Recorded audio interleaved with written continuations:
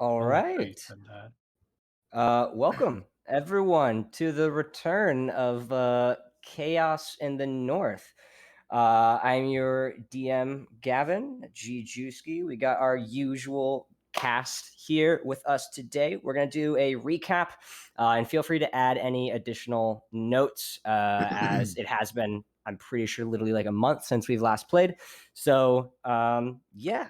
Well, last session, essentially, the group woke up in the morning, discovered that there was a local bakery nearby, picked up some coffee, Elvish Delights, cinnamon raisin challah, and Mexian put an order in for some, let's just call Sweet it bread. Mexian bread. Mexian bread. Sweet bread. You guys talked to Imdra, convincing her to allow you all to talk to the prisoner Dearth Sunblight, who essentially was placed on execution later on today for the murder of some ferrymen that owned a local ferry that had been frozen over in East Haven, the city that they are currently at.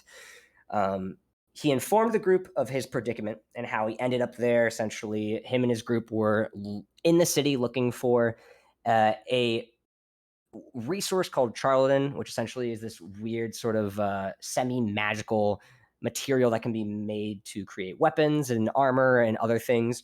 And apparently there was supposedly some in East Haven. So him and two others were stationed out at this ferry. So people were checking up on the ferry due to the fact that it was owned and operated, and just wanted to see. Didn't realize they were Duergar staying there. And essentially some of them got murdered. This guy, Dearth, was captured. His two friends ran off. And you guys got this info exchanging food, but essentially he was not able to eat it because Imdra was not interested in having her prisoner sort of coddled, I guess you could say. She actually broke his left hand in the process, and sort of ushered you guys out because it wasn't really part of the plan, sort of feeding him. You were then told about this threat, but the current predicament of this missing group of fishermen. And so you guys set out to head to the nearby woods, crossing over this lake, and discovered a cave across the way that had a handful of destroyed and actual sort of banked boats that seemed to have been occupied at some point. You guys entered in the cave, saw some cave drawings, an abandoned dwarven camp, a frozen frost giant, and what appeared to be a witch or hag of some sort that was living within the deep depths of the cave. Mexian went down from the giant as Lucius went off and did something 30 or so damage, killing this witch hag thing pretty impressively. You guys all explored the rest of the cave, and then were attacked by this weird elemental water type creature. And once again, Mexian was down, but also Lucius was down in the process as well. Zyl, seeing this, both of his friends, and specifically Mexian, being almost killed now twice, sort of rage mode, non-barbarian rage mode, as these sort of tears began sort of pouring out of his eyes, but oddly enough, sort of floating up and almost drifting like they were being propelled with no gravity, almost into the air. And as this happened, the group finally defeated this creature. Everyone was healed up for a bit, but did not do anything to sort of regain things other than just some healing spells. So where we recap is this creature is literally dissipated, sort of just turn into a puddle of water. And by this time, as everyone is sort of healed up, you can even see the water is now starting to even like freeze over on this already frozen water source that you guys have been walking on. But what would you guys like to do? I'd like to get the fuck out of here. I say I second that. We might be done. I think we've done everything we've set out to do. Yeah, we found the fishermen. I mean, we found them. And he sort of like looks over at like the pool, like the blood stains of like drag.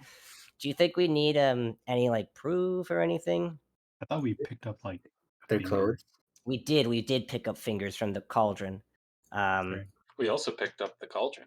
We did want to pick up the cauldron, and I believe I have that in my yes. inventory. I need to double check how heavy that is. I think we talked about this though, and I think you are able we to handled carry it. We're good. We're Yes, good. you are able to carry it. I put it in the inventory already. Trust me. Should be good. Trust me, we can handle it.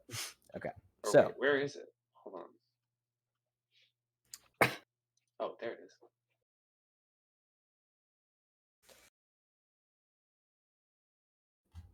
yeah, we just gonna head back. Should we take the way we went previously, or just go out this way because it seems closest in proximity? I'll go the closest way. Yeah, it's just. Actually, you know what? No, let's go out the way we came in. Oh, what? What's this What? place? Are you afraid we might run into something new if we? Yeah, I'm not. Okay. I'm not trying to hit him. All right, let's just backtrack. Let's just backtrack a whole lot. The only thing is that you guys essentially all had to climb down from this region here. Mhm. So technically, this is a overhead passage of this underground water bake. So you guys could, if you wanted to go the exact same way, you could either walk this way or go this way and then climb back up. But when you guys were here, it looked like technically the way that you would have most likely left would be through this frozen waterfall, essentially. But you guys can also do the same, because regardless, you have to climb it all. Because you guys noticed when you were sort of moving around this way, there's a frozen waterfall. So it's either climbing up or climbing down this region. Looks to be the only two possible exits of this place. Let's go up the waterfall. Right. Yep. Okay. Let's go to the All right. waterfall. Cool. I'm I with also it. did realize a cool trick. Makes my life a lot easier. But guess who can now move your party as a group instead of individually? What? Yeah, that must be better. Oh, Yeah, I'm very stupid. That's been there the entire time, and I just have not used it. So it's very, very clever. We move together now. So yeah, you guys move your way. Don't notice anything off on your way back. Everything seems the same. Skeleton of the giant still in place. The sort of messed up, almost now crumbled, weird hag or witch creature is still there. And sort of heading down, because it is slippery. How do you guys want to traverse this? You can either do this unaccompanied with no sort of equipment, or if you would like, you can each just try to have one of you get down and then try to assist the other ones. But it is a little bit tough because it's a frozen waterfall, so it's just a vast thing of pretty much a frozen surface you have to like slowly climb over and not slip. Who's good at holding I can people? just kind of walk up the wall on the side and then like walk across. Yes, you can pretty much just like Spider-Man walk and then yes, yeah. I want to backflip down there. Oh my god. All right, roll me a acrobatics check. Acrobatics. Oh Yeah, boy. or athletics, your choice. Let's take a look at this. Let's take a look. Damn, 23. dude. That's a What'd you- 23, baby. 23? Okay, yeah, you easily do. You even stick the landing without slipping a little bit. You just sort of backflip and just land. And it's very impressive because maybe 5 inches from where you were is where the water actually started to like raise up. So you landed perfectly where it seemed to have been a flat surface. If you were to go any closer, you probably would have landed on a bumpy thing that would have been very difficult to fully like stick a landing on. So you did do a great job. So what does everyone else want to do? I clap my hands after seeing that amazing display. Thank Woohoo. you. Thank you. Thank you. Okay. Sven's gonna do the same thing. Is he gonna try to backflip? Yeah, he's gonna try to backflip. Yeah, for sure. Zyl was quite impressed too. Parkour. Sven's just like hugga. And he got a 21. So he does a backflip, but he lands like that 5-6 inches in front of you, and he just sort of lands and but he still does it, and he's like, fuck yeah. Yeah, let's go. High five. Didn't fall on my face. And he high fives, you high five. Oh, what are the other two doing? How steep is this? How It's steep is this about waterfall? like a 15 to 20 foot drop. Jump. You won't. All right. No, Are you I gonna like help him catch him, or why would he? He's just gonna land on ice and he can't stick it. Orik, Can I jump into your arms? I'm gonna try to backflip. Just because I think it would be funny to make you do that. Could I You're trying jump? to backflip? I'm also gonna try to backflip. Okay, go ahead. I saw 2 people do this. It's my turn now. Ooh, I got a 7. You land hard and just you don't even finish. You go like halfway through and you land right on your back, fucking smacking part of the waterfall, and you just hit it and then bounce forward and just fall. And in the process, you take That's a lot of time. 11 points of bludgeoning damage. Yeah, a 5 and a 6 for 2d6s. So you just and you guys hear a massive just crack in your back. Like in normal circumstances, if you guys didn't have magic healing in this realm, you would need some serious chiropractic work and probably surgery. You did not even go full rotation in this backflip. Like, oh shit, that did not look good. Fuck. Some very intensive physical therapy. Mexian, you okay? Yeah. Are you sure? And Sven like helps you up and like tries to help you up, and he just cause he tries to do the thing where you like put someone's arm, but he's so small it doesn't really matter. He's like, just put your arm on my shoulder, and then he like use him as a crutch. Pretty much. Bro, why is your back look like a camera now? It is like dividend. Yeah, it's a weird candy cane like structure thing. I always knew it would end like this. Well, I think after seeing that, Zyl decides to just like kind of slide down You can if definitely possible. do that. Yes, for sure. He's like, I'm just gonna slide. Hey, that's okay. spoons, not forks. And you see Sven like puts his hands up to like possibly like catch you if you're falling. So roll a acrobatics or athletics check with advantage. Okay. God. And if it's advantage and you fail, Sven takes the damage instead of you. So I think your dude's like 6'3" or something like that. I got 18. Okay, so you carefully slide down and you sort of jump off and you land and slide a little bit, but you're fine. Yeah. All right. Let's get that out. Let's make our way out. So you guys head outward. In this exit, you see there are some like steps that look to have possibly came this route as well. But there are also the steps that you guys previously saw when you guys walked in the first place. So you guys see your boat still there, and you make your way back. Takes about another 30-45 minutes to get there. So overall, you guys have only been gone for about maybe like 2 hours max. That's crazy. Yeah, it has not been long. This has been a very, very short journey because it took you guys 30 to like maybe like 3 hours max, I'd say. But you guys do successfully head back to East Haven. And as you guys are sort of walking on the deck, you see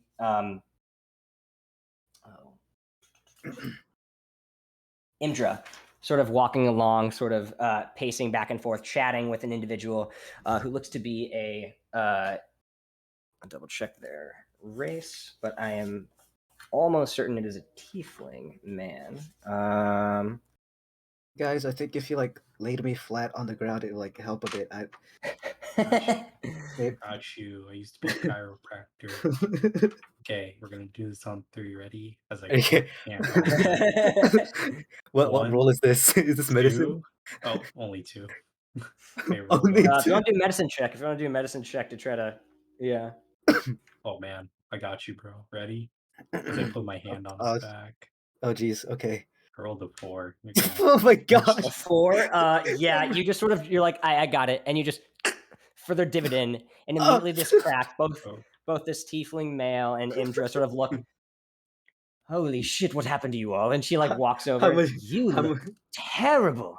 You don't take any damage, but it definitely did not help in the slightest. Yeah. Oof. I think I made them into like Jesus. S now. What in the world happened to you all? You all look terrible. So we found your dudes. Not in one piece, but I kind of assumed based on the fact that they're not with you. Also, what is that? And she like points at the cauldron on like carried by like Orik. Oh, you know, just a cauldron. By the way, this is Scython, and you see this. He looks to be a sort of like almost a reddish orange skin tiefling with like a very sort of like What's his name? prominent but light mustache. Scython. He's got a Scython. prominent like mustache and a little like soul patch. He's like, "Hello there. I heard you were possibly interested in dealing with the Dwerger problem as well." Imra told me. Yes, Scython, actually, we should. nice to meet you. And I stick my Nice hand to out straight off the Nah. ground because I'm assuming I'm on the ground. Yes, he's sort of a nice. Let me help you up, and you see he like his tail sort of wraps around your arm, and he grabs with his other one, and he like tries to like use his tail to help pull you up as well. Thank you for doing at least some sort of service for the town. And he looks at Imdra. Sorry about the fisherman. It's all right.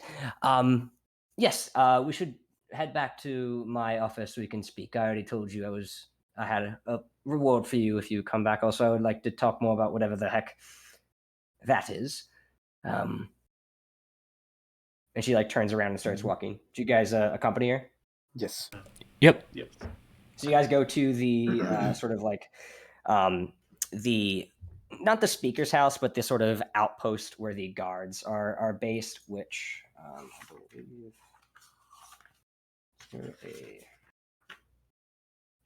Yeah, there it is. Yeah. I think I made it last time. Right. Yeah, there we go. So you guys sort of walk in, and you go into her room, and there's only like a couple chairs, like I mentioned last time, but you guys all sit down. All right, so I mentioned I have 2 options for this job well done.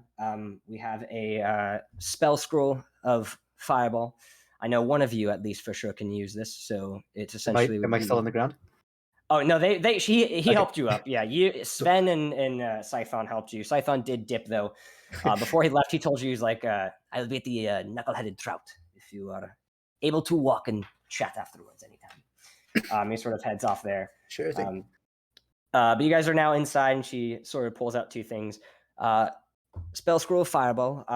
You already may have a member that can use this, but essentially this is a free use, so you don't have to expend a spell slot. It's of course a very strong spell, but only can be used by someone who's capable of using it. So you do have a wizard in your midst. And the other one is a bag of tricks, which is also an option for you all. What is a bag of tricks? That's a rogue item, right? No. Bag of tricks, they're different colors to my understanding. This is a gray bag of tricks. Essentially looks like an ordinary bag, weighs about half a pound. You can pull out a fuzzy object from the bag. There's a handful in here, and you can throw it up to 20 feet and it turns into a large creature, essentially. Turns into a creature. Yes. How- we haven't how- tested much of it because it's sort of a... there's only a handful of uses for it, so yes. Mm-hmm. How powerful is this fireball? The fireball. Yes. It is a level 5 fireball, so it is a little bit stronger than your meat and potatoes fireball. So essentially, it would do 10d6 instead of 8d6.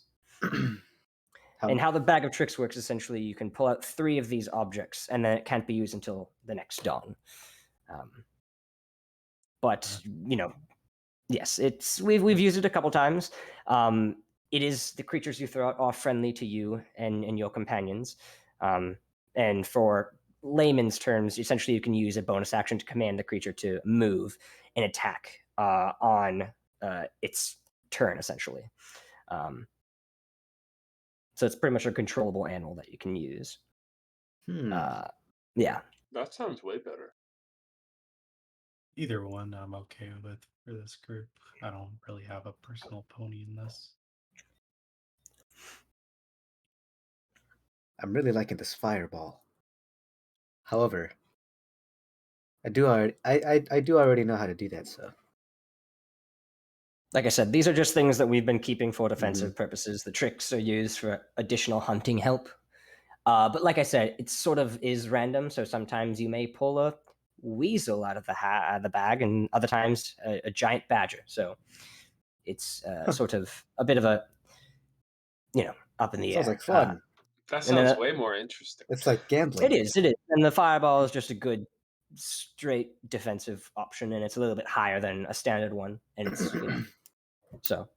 But up to you guys. Like I said, it's item for the job well done. Though I am interested in this cauldron you have. Do you know what it does or what its properties are? Yes, I do. I was like, You shit. do? I mean, I think I do. I do. Would I just kind of know this, or Did you guys use Identify on it? I think I did. I think we did. Yeah. I think you did. Yeah. So you would know it then. Yeah. Okay. Well, this cauldron is an old cauldron, and I can make stew in it out of water. I turn water into stew. You can make food. I can make food. Make food with cauldron. Make Could be food very out of useful for a Eating. village. You do have an A issue with village. food, don't you? We do. Well, okay, so it does have. It is limited. It says it can create 3 before the next dawn. 3 You can make 3 pots of stew. 3 pots. That's still 3 quite a bit for pots a of stew. village. How about this? How about this? And that's 30 gallons, by the way. So that's 30 gallons of stew 3 Oh. times. All It's right. a lot of stew. It really That is. is a lot of stew. That could feed a hungry village that no matter what issue they are having with limited resources or wildlife, that could be very beneficial. I'll make an immediate offer. I'll give you both of these, both the bag of tricks and the scroll, for the cauldron. I wonder. I don't know if I don't know if that's enough. I think this That's some cauldron's money. worth more than that. That's some money. That's some money on it. That's some money to the deal. Are you trying to say something? Is there something in your throat? Yeah. Yeah. Let me. Yeah. I think it's called. Do you need some money. water? Yeah. Oh, It's money. Yeah. I'll do, if you would You like. I gold could. on I could top, set up a. make I could it set up work. I could set up a deal with the town speaker to work something out. I think he would be very interested in an item like this. Does that sound like a? Yeah, we can Yeah. organize. Yeah. something. We'll wait around. All right, you can come with me. I don't think he has anything going on, so we can just go to the town hall right away if you want to work on something right now. Is that fine with you all? We should Wait think. later too. Yep. All right. So you guys head to the town hall, and it's probably the biggest settlement here. Some of the the Wet Trout, the White Lady Inn, all of them are pretty decent size, but definitely the town hall has a bunch of also segmented buildings around it. So it seems like one of the bigger buildings in this place. And you guys sort of walk in, and there is a handful of militiamen who are sort of keeping watch. And immediately as Imdra walks by, she sort of just waves them off, and they immediately move to the side. And you guys walk in, and in the back there's a far table. Longer table, kind of similar to a lot of the other town halls that you've been to, especially the one that you guys went to, and I believe it was Dugan's Hole, maybe, or Dugan's Hole, where you met Gustav and the individual who is the town's master there. Except this is a lot bigger, more lavish. You could tell based on this city being 3 or 4 times the size of Dugan's Hole is probably why. And in the back, you see a very, very pale human individual with sort of shaggy brown hair.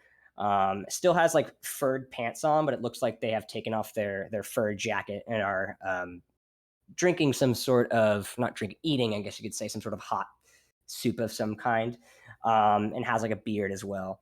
And sort of, you see Imdra walks in, and she says, Speaker Wayland, these individuals have an item I think would be of interest to the city. An item, you say? Okay, I will. And he sort of stands up and puts his coat on and walks up. Hello, it's a pleasure to meet all of you. Oh, I didn't mention this. They're also the ones who helped solve the fisherman sort of problem. Oh, you found the fisherman, Yep. did you? Yep. Sure. Yeah. Yeah. Pieces of them, Yeah. Oh, they Totally. didn't make it, I presume. No. Nope. Not quite. There's Well, some of them parts. did. Got his finger. Yeah. Oh, you brought the body parts. I guess that's good for confirmation. Well, that's Mhm. all right. Well, what is this? They have a cauldron. It's a cauldron. We A have cauldron- this cauldron. It can make food out of water. It's pretty How much? special. How much food? Can it make? 30 gallons, 30 gallons. Oh. 3 times per day. Oh, that is. I know. I thought you would be the first to know. Have you told anyone else about this cauldron other than your little group? A few people. Other than did we? I don't remember. Yeah, we did. That Yeah. guy. Roll me a deception check with advantage. Or Thank God I don't have to roll that. thank see God one of here. two of you joined in. Nat 20. Oh. That's funny. All right, so I'm assuming you've already gotten some bids in that case on the item. Yeah. Okay. Mhm. All right. In that case, here's what I can do. I can offer you 10 gemstones, each worth 500 gold pieces. How does that sound? Make that 15, Oh. and we have a deal. I'm in Roll me agreement. Roll me another persuasion check. Psycho. 16. He looks at you. I hope you know my original offer was going to be 5 of these gems, and the only reason I sweetened it was because you clearly have some other offer, but I don't think it's... I think that's more money than most of the villagers here or any townspeople is going to give you. Yeah. What about 12? Let's just take 50. Why are you going down? 10 was my offer. Oh, wait, no, 10, yeah. That's why I said 12. Oh, I thought it was... Persuasion check. Okay. Essentially, the DC for this, if you fail once, essentially, you can always try again with the same thing. It's just going to get harder. I always Sorry. 15. I hate I was everything. I hate everything. It's a- 5. it's that one. Okay. Yeah, that one, so it doesn't even matter what I got. Yeah. 10. Yes. He immediately is just like, looks at you and he's like, I said 10. Oh, you're right. Well, I guess we'll take 10. That's pretty good. And like, you see just like behind you guys, just Sven is just like, sort of like eyes wide, just like not saying anything, just like keeping to himself. He's like, but you could tell like Orik with your passive insight, he's just like, holy shit, that's a lot of fucking money. Yeah. All right, well, 10 it is. okay, well, I'm going to need to call in some debts. So if you give me about a day or so, maybe 2 days, I could definitely get it by then. But that can for sure be done. Yes. All right. Is there anything that you guys are you going to be staying in the town while this is going on, or? Yeah, we're going to be staying within one of the inns pretty soon and get a nice short rest before we head out. Okay. Short dress.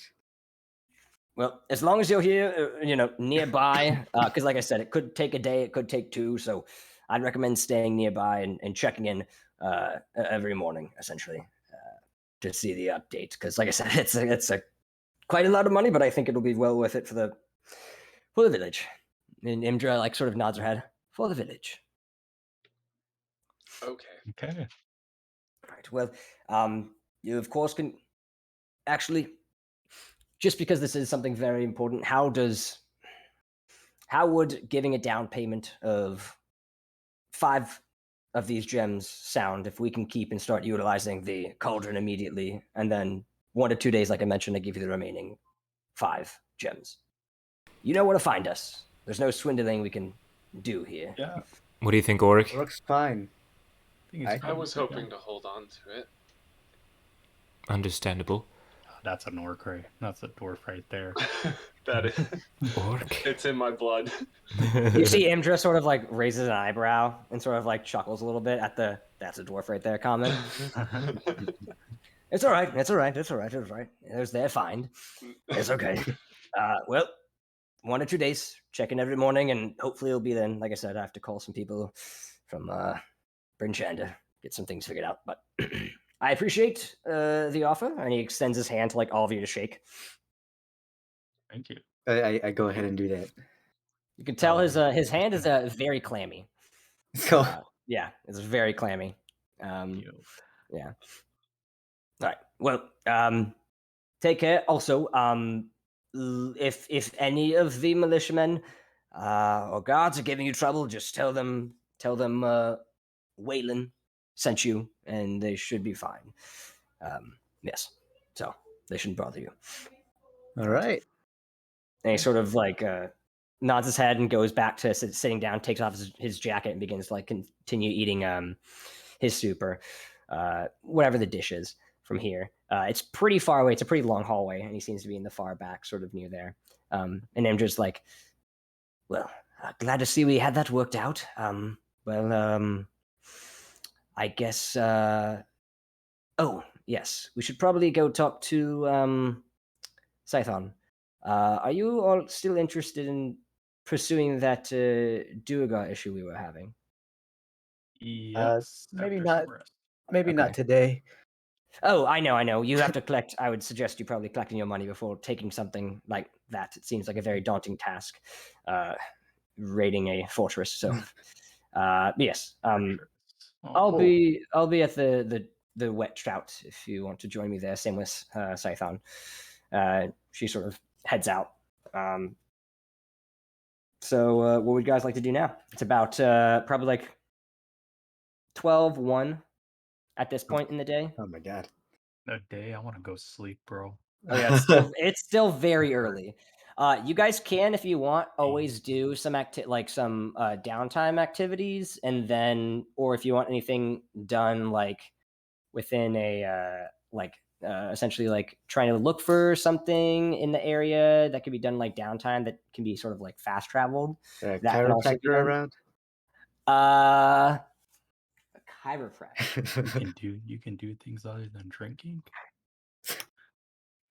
There looks to be a herbalist shop, but that there's no actual chiropractor, so to speak.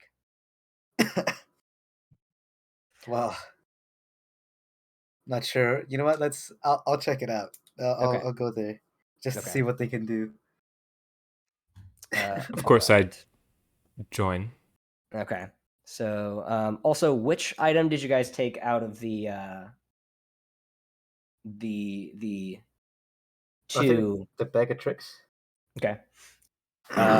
Who wants to put that in their inventory?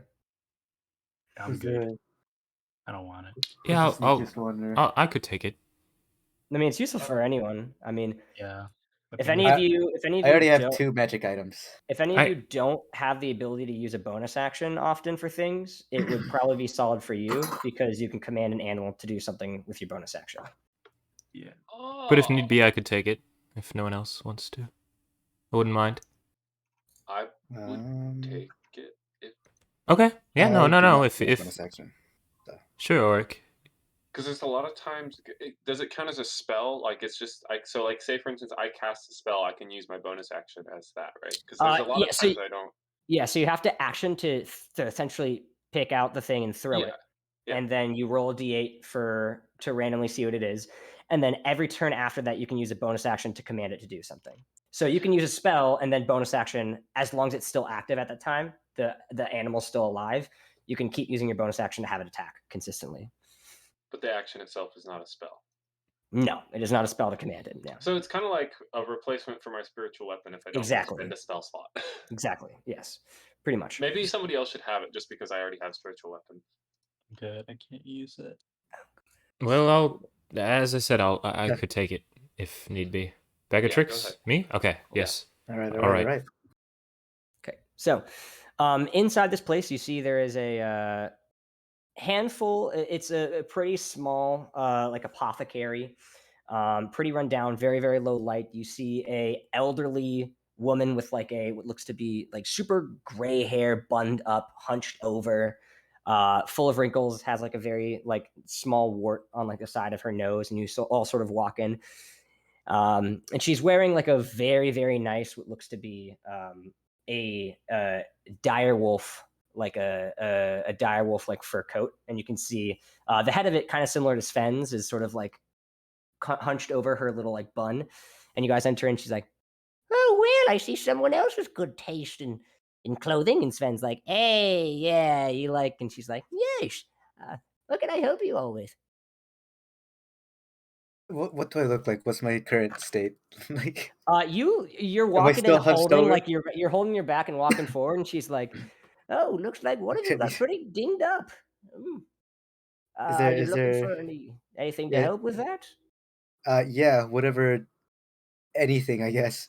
I have healing potions. I know I have some other potions, some tonics and oils as well. I have it's a whole bunch. If you want me to give you the lowdown of what we recently have had in stock, I can do that.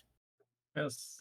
All right. So Well, I have one potion of healing, two potions of greater healing, one potion of resistance to necrotic damage, one potion or two potions of animal friendship. I have a potion of invulnerability as well. And if you need anything for that, I do have an ailment. It's essentially it's more so not going to heal you. That's probably going to take time, or some actual like a potion or some clerical spells to help treat that. But I do have a balm that can be used to essentially help reduce inflammation in joints and also in muscles as well. take one of the I'll take one of the health potions. All right, that will be 75 gold pieces, young man. It's a lot. That's a lot of gold pieces. What is a Uh, potion of animal friendness? Your health is worth more. Well, potion of animal friendship essentially makes it a little bit easier to tame or talk to animals. Essentially, it allows you to cast the animal friendship spell for 1 hour at will. Essentially, it just freely for an hour if you want to try to befriend anything. It's very useful for hunting. One of the reasons why we have it, just a lot of hunters in all of, not even just East Haven, but all of Icewind Dale and 10 towns. So How much gold is it? that's one. Oh, let me double check. I do have it written down. Potion of animal friendship. That's 200 gold pieces. Yeah, I'll buy it. All right, sounds good. Just one. We have two available. I'll buy two. All right, so that will be 400 gold pieces for two potions of animal friendship. Gotcha. Here So you if you go. want to mark that off and then Just removed it. add that. I do Yep. not have 75 gold, but Do not. Yep, I plat. I have it all in platinum. Yeah. Oh well, I could give you if you give me 10 platinum, I can give you 25 gold back. Or wait, yes, I think that's how the math works. It's been a while. We don't really get platinum up here. Can I just do 7 platinum and 5 gold? That works too. That's totally fine as well. All right. Yeah, I'll just do that. All right. So you can add a con Good job. potion of healing to your inventory. Thank you kindly. I'd like to have one of those as well. I think it's important that we restock on health potions, considering they helped us in the past. So, Well, sadly, that was the last of the Oh. standard ones. We do have greater ones, but those are a little bit more expensive. how much would that be? That would be. Let me double check. What was it, potion of healing? Yeah, yours was just a standard potion of healing. Yeah. Okay. Let me pull up my ledger. She pulls out a ledger, like a big binder underneath, kind of like the one I use, and she just opens it up and one sec. We don't really have a lot of adventures. Last ones were the ones who got unfortunately killed by that wizard who was burned earlier. I'm not sure if you were here for that. They had that. Yeah. Yes, he killed a handful of very helpful adventurers. It was quite sad. Well, how do you But they're manage to stay open without all the customers?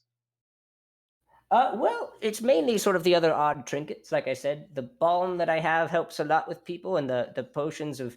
I've been the one sort of working on the animal friendship potions, which is very very beneficial, and because I've lived here for so long, so it's more of a side thing. I'm very old. I have a little bit of some money that I've kept in retirement. So it's more of a passion project, this little hovel, than it is actually something I need to fully keep open, if you know what I mean.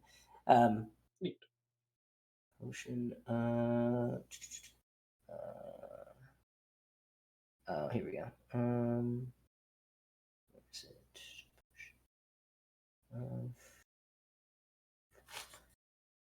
I'm just looking at the back of this. Ha! I already had one. Oh well.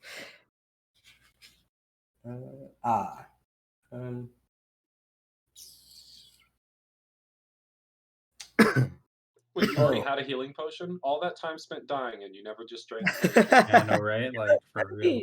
That'll be 250 gold for a greater healing potion, which is essentially instead of 2d4 plus 2, it's 4d4 plus 4 healing. And how much platinum would that be? That would be 25. 25 platinum.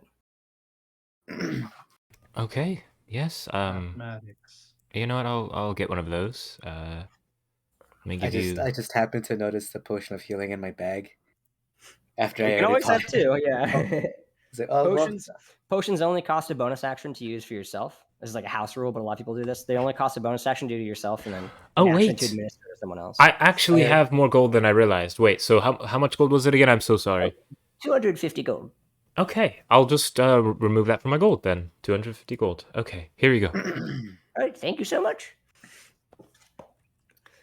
Is there anything else I can help you nice young man with?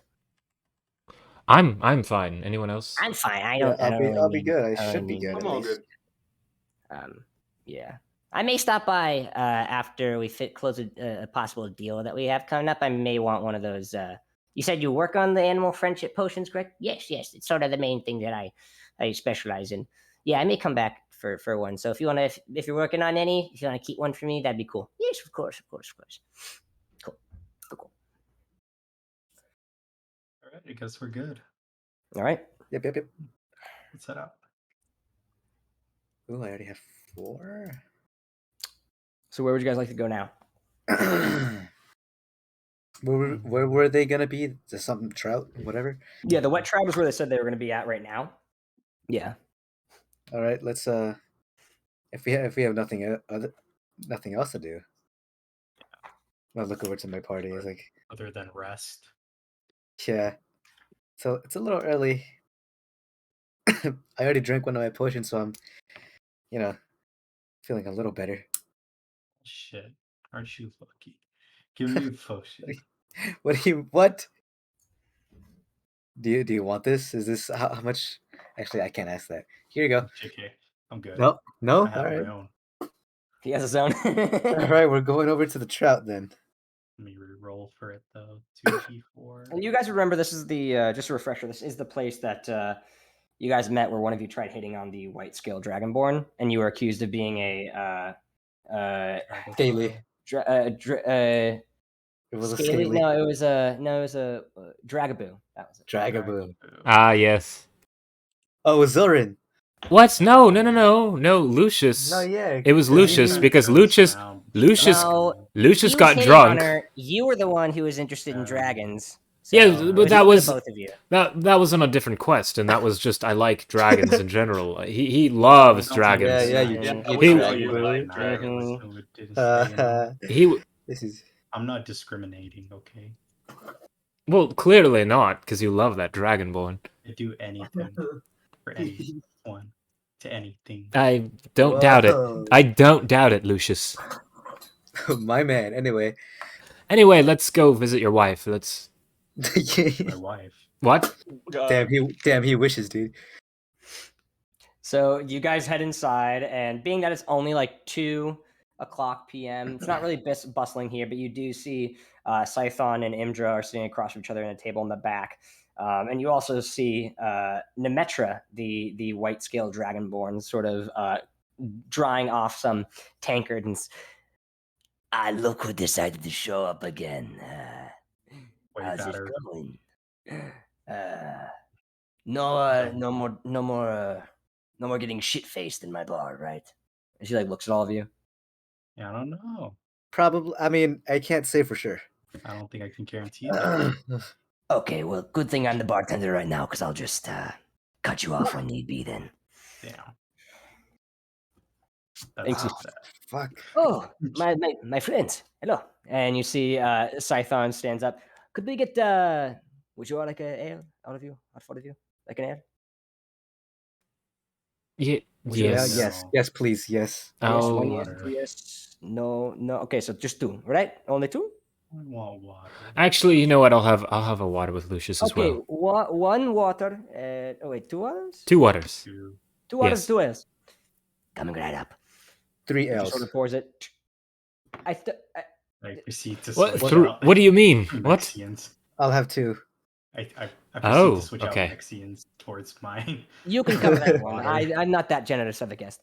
And he sort of like grabs the 2 and the 2, and he gives the 2 to the guys who wanted water and the 2 that wanted ale, and sits down. So, Imdra and I were just talking about figuring out what the possible next step could be for solving this Duergar problem that the town has been having. Begins to sort of like play with his like mustache a bit. You tried diplomacy. Diplomacy really isn't a option when there are groups of individuals trying to kill members. Plus, sending a large group of guards to this fortress to sort of deal with diplomacy would most likely end in either leaving the village unoccupied, perfect for a counterattack, A, or B, death in all the people who are trying to seek diplomacy. The Duergar, at least the ones here nearby, seem to be trying to ravage the land for this material known as Charlin. And it seems like they don't really give a shit about anything else other than that, nor the people around the town.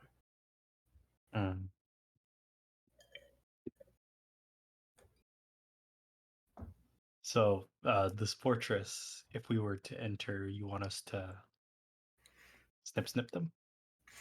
Yes, snip the leader, whoever he is, and then secondly, find out what the plan is. He mentioned the prisoner mentioned that they have some sort of contraption that they've been working on, some weapon of some sort. We would like to know what that is, so we could possibly fortify, or if we need to evacuate the village, do that in a timely manner. So, Worst case scenario, how much would it be for him alive in terms of money? alive. Monetary, if we bring him alive instead of just killing him. I Well, think the information didn't could be think about that. valuable for him alive too. If you can bring him alive, Mhm. I could probably see if I could convince Speaker Wyland to talk to the Speaker of Brinshander, and maybe get all of 10 towns in on pitching in for something, because I think that's alive is something they would all like to see. I can't give you a rough amount, but I can guarantee as long as Speaker Wayland can get everyone else on board, very, very handsome amount. Well, we'll see if the situation evolves. But we were just speaking that we think if anyone were to do this task, storming this castle, it would probably be your group. Because like I said, I don't think any of the towns right now can afford sending enough troops to sort of... We have general militiamen. We don't have trained adventurers like yourselves. And so we don't know if it would be best removing our few individuals that can sword and board out to a possible death mission, because they're not trained like that. And we were thinking possibly you would be the best individuals for this. And I just want to see revenge for my employees that were brutally murdered by that one fucker who's in prison. Set to die tonight, right? Yes, he's set to be executed tonight. Perfect. So, does this sound like something that you would be up for? Absolutely. All right. I thought it would be up your alley. And like I said, if you can bring him back alive, I'm sure we can work out some reward. But everything else, I feel like, is up for grabs. Whatever you discover there, you can take for yourselves. And I'm assuming, being a group of Duergar that are focusing on some sort of magic material, there should be something worth value that your party may deem quite valuable. Mm-hmm. This is me trying Yep. to say, yes, We can- payment would ideally be everything you find there. All right. Okay. I think we should be ready to go. No, not right now. Oh yeah. Yeah, a little ahead of yourself, Lucius. Yeah, I feel like we could kind of wait a bit. Yeah. I'm not- Speaking of that, so I don't think this is gonna have any like dealings with you two, but could we have like a group huddle, like us five? Could we like do that over the okay. side? Cool. Uh, Okay, cool. Group huddle? Yep. Yeah. And Sven sort of like finishes his drink and like slams it, and he puts his like arms around your guys' shoulders. What's going on? So here's the deal. You guys, super cool dudes, but remember how I mentioned how like I'm a hunter by trade, and that's usually what I do. Mhm. So I'm down to help you guys with this thing because storming a castle seems like a pretty difficult like dilemma.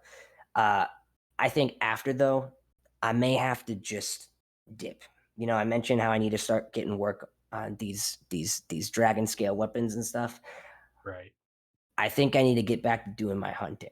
So I just want to let you guys know that that's something I've been considering, and this may be, if we want to all do this, a possible last mission for me. Unless you guys find something that would be up my alleyway. You have to hunt something that seems, Mhm. of a struggle. But I did just want to, let you guys know. Sven, it means a lot that you would help us one more time, and it's been a pleasure working with you, and I just want to tell you that I appreciate you, and I hope you have safe journeys afterwards. And then I hug Sven. Oh, thanks, He's man. not And even he- leaving yet. he No, gives No, you a- no, he gives you a- but I have to. appreciate the sentiment. I will hug him again when he leaves, but I just wanted to know now while we're here. He like puts his hand on like he like tries to reach for your shoulder and then realizes how tall you are, and he just like pats like your like the side of your chest and like, Yes. thanks, man. It means a lot. Yeah. Well, I appreciate it, and like I said, I don't know the fullest extent, but I have met some clerics, and I believe you can. I've seen you guys. You're definitely pretty pretty well versed in magics. I think you could be able to communicate to me long distance. And he looks at you, Orik. You should be able to communicate with me long distance. So if you need me for anything, you can always reach me through that like spelly thing where I hear a voice in my head. You could always do that. Oh. And if you guys need help, you can always try to go to some of the bigger cities, and by that I mean Bryn Shander. They may have some mercenaries that are willing to help out for work, and they actually probably will be more like apt at fighting, Mhm. because like I said, I'm more of like a hunter and a tracker and fending off on these sort of one-on-one things, but I've not done a lot of like group work and sort of stuff like that. So, Well, I hope but this hey, was a good introduction to that line of work, and we each, taught each other something throughout all this. for sure, yeah. But I just want to let you guys know, and he sort of like just like nudges you all. But cool, all right. But yeah, I do agree. We should totally take this. I think this is up our alley. I think we could probably, hopefully, bring this dude back alive. And I also did want to mention. I hope you guys know that I don't plan on taking any of this like money from the cauldron that we're pawning. I don't really need it. Like What I you said, mean we're gonna give you something? nah, it's no biggie. I don't really need it. Money's good, but I kind of like the nomad life of having to sort of survive and Mhm. not knowing where my next meal is going to be is kind of exciting. Gives me a little bit of rush. So, yeah. As long as you have claws like these and you see his like claws like slightly sharpen a little bit, like there's always going to be a Whoa. meal sometime when nearby. And like he's like, oh shit, sorry, and his like fangs grow back and his claws shorten again. He's like, shit, my bad. Well, just let us know if you ever need something, and we'll answer your call. For sure. If there's a particularly difficult dragon, we'll think about it. If you guys fight a dragon that's like bigger than the one that we fought, I will totally join in on that. Hell yeah, I would. Yeah. So if you guys find the one that's been flying around here for like centuries, yeah, we should totally kill that one together. That would be cool. All right. I think we should be ready. Should we take a little short rest at the tavern? If you guys want, you can Perfect. totally just like, you don't have to like have activities. If you want, you can like just finish out the day and then long rest. And we can really? start. And then, Okay. yeah, you don't have to. Yeah. Okay. Yeah, Just I keep long forgetting rest. that that's not a thing. Yeah, so you guys, if Yeah. you want, you can just be like, we'll finish up just casually, Yeah. have like a We'll chill press rest fast of the forward night. a bit. Yeah. So yeah, you guys can all long rest. It will be for rooms. Perfect. If you guys want to have two people per room, it'll be there'll be 6 silver total for 2 rooms. Who's paying? Somebody else pay. I don't want to pay right now. I'm really stingy. I'm sorry, but that's just how it is. You know what? I felt a little bit naked for some reason. It's because I don't have any music playing. That's why. I was wondering for a second. Like I was about to ask. I was like, I feel It's like, what's going on? oddly hollow. I was like, what is going on? Completely changes the mood. I know, Yeah, for real. It really does. I was like, man, this bar So- sucks. I will say though, I love the music, and I think we should continue the music. But I was like grasping onto every word, like even stronger, because I was like so focused intently on Yeah. what you were saying because there was no music. But not that I don't focus, with it. I just noticed that aspect to it I specifically. actually recently I can bought do that. campaign music though. Oh hell yeah! It's like 10 sets of tracks, but it's a little weird. All right, Some how of it's just much? randomly death metal. I mean, that's literally whenever I play the freaking Doom music. So how much was it? 6 silver. 6 silver total. Yeah. 6 Yeah. silver total. I don't have any silver. I'll give him a gold. Your silver. Thank you kindly. One Very nice. gold. Yeah. All right, That's long for rest. both rooms or all rooms? Oh yeah, all 2 rooms. Yeah. All right, cool. I'm long resting. Cool. Everyone can long rest. Yep, no problem. Confirm. Oh, So you guys are at the Yeah. Can I change some spells? Yep, go ahead. Anyone wants to change stuff, if you're preparing, since it's a new day, feel free to prepare things. And Sven was essentially referencing the message spell, Orik, which I believe all clerics get. I think I could be incorrect, but I don't see that anywhere on my list. let me double check. It could be certain domains, and that's probably why I was thinking about it. Yeah. Oh, it is not. Interesting. Okay. It is So- exclusive to bards, sorcerers, wizards, and artificers. Okay. Oh, wait, no, that's the wrong thing. No, I'm thinking sending, not message. Sorry, sending. Yeah, Claire should know. Or is it only peace domain? I don't know. Whew. Ooh.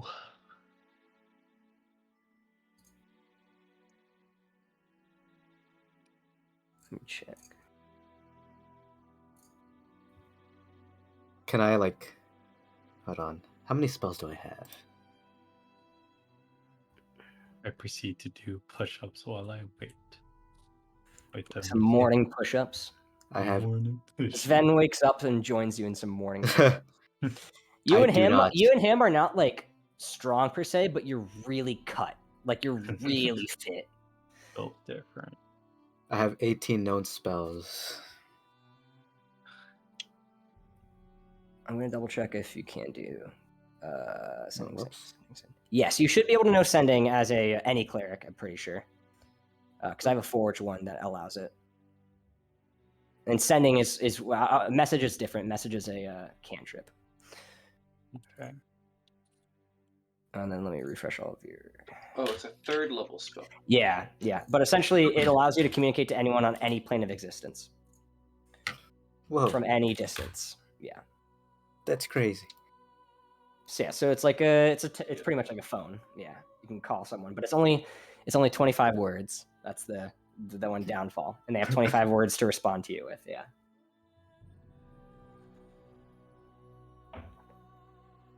Okay. I wonder what I will replace for that.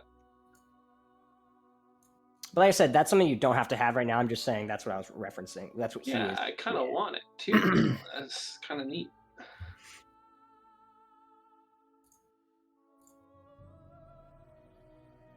Yo, since when have I had this? Since when have I had this? There we go.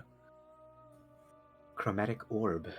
Chromatic orb's pretty good. It's really Yeah. good single target damage.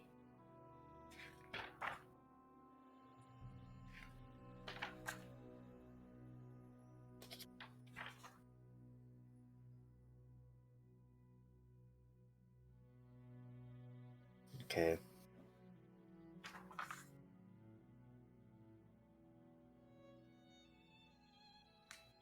Oh man. I don't know what to get rid of.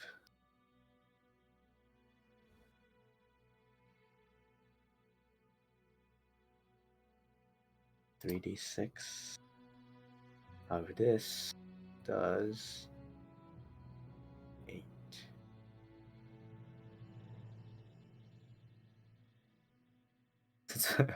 Huh.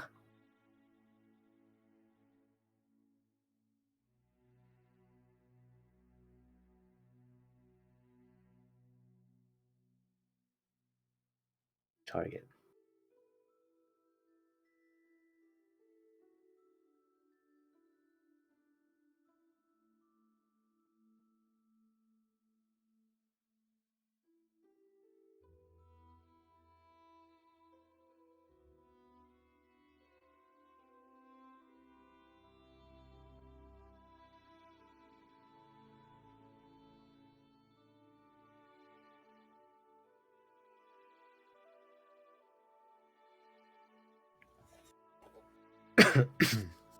Are you guys you got your spells prepared? I'm Does looking eating to. food heal people? Yep. No, eating food does So not. there's not really any reason to like sit down Oh. and eat a meal, right? It is because if you don't eat anything for like a day, you will suffer a level of exhaustion, which could stack. So essentially, you can either bite into your like have some of your rations, which are inventory things, or you could save the rations because rations are used when you're traveling. You don't have any means to cook food. Buying a meal is beneficial because you won't have to waste your rations. So if you're in a town, you can always eat something. You just have to pay for it, but it allows you because if you go a day without eating anything, you're gonna have a level of exhaustion. If you go 2 days, it's gonna keep stacking, and then you could die. I think 6 levels of exhaustion, you insta die. Good one. I don't need to eat. Have we even really eaten at any point? I've been Got taking out of your rations occasionally, so yeah. Oh, okay. Yeah, So and eventually, Okay. I will check at one point, and if there's never anything there going forward, essentially, I'll let you guys know, like, hey, you have no food.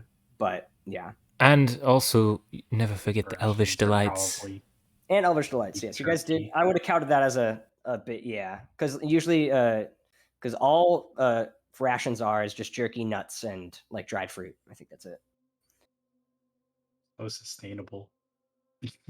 Yeah, but I only make you guys need 1 meal per day, sort of thing. Sure. Yeah, so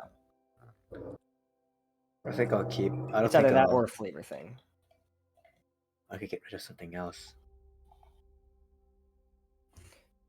I will say though, as you guys are sort of you two actually who wake up early, because I'm gonna say unless we designate, like if you guys have like a really shitty night where you're like drunk as fuck, and then I'll let you know if you wake up like later on. Usually, I'll say you guys wake up at like, dusk or dawn, right? Mhm. Yeah, dawn. Yeah. Yep. So like around like what would be like 8 a.m. or something like that. So you two, because you're prepping your spells early and probably you're not sleeping or waking up a little bit early to prep your spells, you two do hear in the morning some commotion outside. It doesn't seem like too crazy for how far off you guys are, but at least Orik would definitely pick up that there's some sort of commotion going on outside. And looking out one of your windows that you guys have in your rooms, I'll say for the sake of this, you got a corner bedroom, and you can see a window. There is a handful of what look to be guardsmen sort of running back and forth outside, making their way to the town hall, which is actually quite close from where you guys are at. What's up, Orik? So I suppose we should probably get out there. There's something going on outside. I see guardsmen from the town hall. We all taking a look. Only you two are currently up right now because it's about like 7:30 in the morning. Okay. Because I've been looking through my spell book. I'll just look out the window, see what's going on. Well, So do you open up the window and like stick your head out? Yeah. Roll me a perception check because it's kind of far. It's about maybe can I give him? 1,000 feet away. I'm looking with him. If you look as well, you can roll your own check or give him advantage. Up to you. I'll roll my own check. All right. With Ooh. advantage, nat 20. All right, you see there is blood trails outside the town hall, and what looks to be a post that. Actually, no. What you see is that yes, there are blood trails. You see there are nobody there, but there is from this distance. You see what looks to be an executioner's axe on the ground with like blood near it. There's a handful of guards sort of like trying to maneuver around, walking in and out of the town hall, and you see Imdra and Speaker Waylon chatting. Speaker Waylon looks incredibly flustered from here with a nat 20. Just looking, and there's just tons and tons of blood stains on the snow outside. Can we like wake everyone up? Yeah. Go. All right. All Yeah. right. It's a bit early for an execution, don't you think? Zill, What? wake up. We gotta go. What's happening? I'm like There's stretching a my arms commotion up. outside. We gotta go check it out. Okay, all right. Yes. Yeah. Who else? We got. That one dude. What's his name? I'm gonna knock on his door. Bum, bum, bum, bum. He's in the Lucius. same. He's in, oh, Lucius. How did we You forget see Sven Lucius's opens name? the door. Sven opens the door. Hey, what's that? What is it? What's that? And it's like his hat is like like on it, like draped over his face. Like, what's that? So, wait, did I see what was going on, or was it just Orik? You guys. Wait, what did you get, by the way? I Mexian? didn't roll one. Oh, okay. He rolled with advantage. Then in that case, I mean, he would have told you exactly what he saw. So you know based Alright. on what you heard. Yeah. All right. Well, there's some commotion going on by the what was it again? Town hall. The town hall. There we go. All right. Yeah. Let's go. Hey, Bucko. And you see Sven like kicks the bed where Lucius is sleeping. And I accidentally shoot off my gun because I slept with Oh Jesus Christ! Oh God! It's a bad No. day to not know mending. Oh. accidentally slept with my gun. See, this is why I sleep drunk. I don't have my gun. Oi! Hey, is everything all right in there? And or if you like turn around, you stick your head out the window, and you see there's like a guard who's like, "We heard gunshots." That's fine. You're not there. Orik is the only one who's Yeah. close because he Oh, has a never mind. corner room. So All good. What do you shoot it off into? roll me a persuasion check. To get arrested. Oh, nat 1. Oh my God! All right, stay right there, right there. Hey, Oh, fuck. boys, we Wait, need some where- other people right here. Where right did you here. shoot it? Was it like in the? Was it the ceiling? Was it the wall? Yeah, he shot the ceiling. Okay. Can I go up there and like stick a crossbow bolt up there into the bullet hole? Maybe they won't notice. You stick a crossbow bolt, like wait, where? like into the bullet hole Oh, okay. to like oh, patch so, it up. It's not Okay. a gun, it's a crossbow. So okay, so yeah, so it looks like now you've essentially there's a little tiny feather sticking out the end of this circular hole. Hey, we in fixed the it up, wall. boys. Yeah. And after about like 2 minutes, 3 minutes, you see the older man who runs this this inn sort of walks upstairs and he's like, yeah, and sort of, all right, what the hell's going on here? And you see like two guards with their like spears drawn. We had a crossbow misfire. No. One of them like stands inside and looks up. That didn't sound like a bloody crossbow. Crossbows don't make noises. It's That was just a fire really one. long. It's just a really big crossbow. It's just a strong Yeah. crossbow. Make a deception check. I know I have a crossbow. 2. I got All a right, 3. buddy. You're going with me right now. Oh no. my god! All right, we need backup. Orik, no. Sir, could you please get some more individuals? Wait, we know the speaker though. You know the speaker. Yeah, you can Yes. take us to him. What's his name? Speaker It was- Wayland? All right. All right. We're All right, you guys lead. We're gonna have our weapons drawn on this man right here. But we'll walk you It's to not there. even my crossbow. I don't care. I don't trust you. Yeah, I don't trust him either. I don't trust him either. Who's the one who fired off the gun? It was definitely not a crossbow. Horseshit. Who was the one with the gun? It's a crossbow. It was Dude with the guns, the elf. One of them. the elf. All right, roll me a deception check. Trying to pin it on Zyl. He's the only. I'm only half elf. You can only kind of tell. That's a 2. Oh my god. All right, give us your guns. We know you're the one with the fucking guns. All right. Until we speak with Speaker Wayland, we're gonna code on to these. All right, there's already been a bunch of murders. All right, so See, it's just we're the on new high alert. gunpowder powered Yeah, but, crossbow. like, See? Nobody got murdered. We know what firearms are. We're not stupid. We don't have any. We know the difference between the sound of a firearm and the sound of a crossbow. All right, it's very different. Well, they're the same though. No, they're not. What do you mean? He takes like There's he one like new stuffs one. it in his like back. He stuffs it in like Really his no back pocket. difference. But All right, sir, we're going there's now. very We're clearly going. a crossbow bolt in the ceiling. It looks like. Hey, you look at that, and the other one goes up and like takes his like spear and like pokes it up. You fucking shoved the crossbow. Actually, no, he's gonna roll an investigation check. Investigation. What do you get? Yeah, I mean, it looks like they fired a crossbow. No, I'm gonna fucking do it. Fuck you, you idiot! And he takes it and like they blatantly shot around up there and then shoved a fucking crossbow bolt trying to hide it. That's so stupid. No. Oh, well, holy shit. Also, you're fucking terrible at your job. I'm sorry, man. Fuck you. It's gonna get Terrible better. god. Hey, All I right, think let's you're go. good at Let's your go, boys. job. And they like push you guys forward, and you guys walk outside, and you Okay. see Indra. Do you know these folk? Yes, they're fine. They're fine.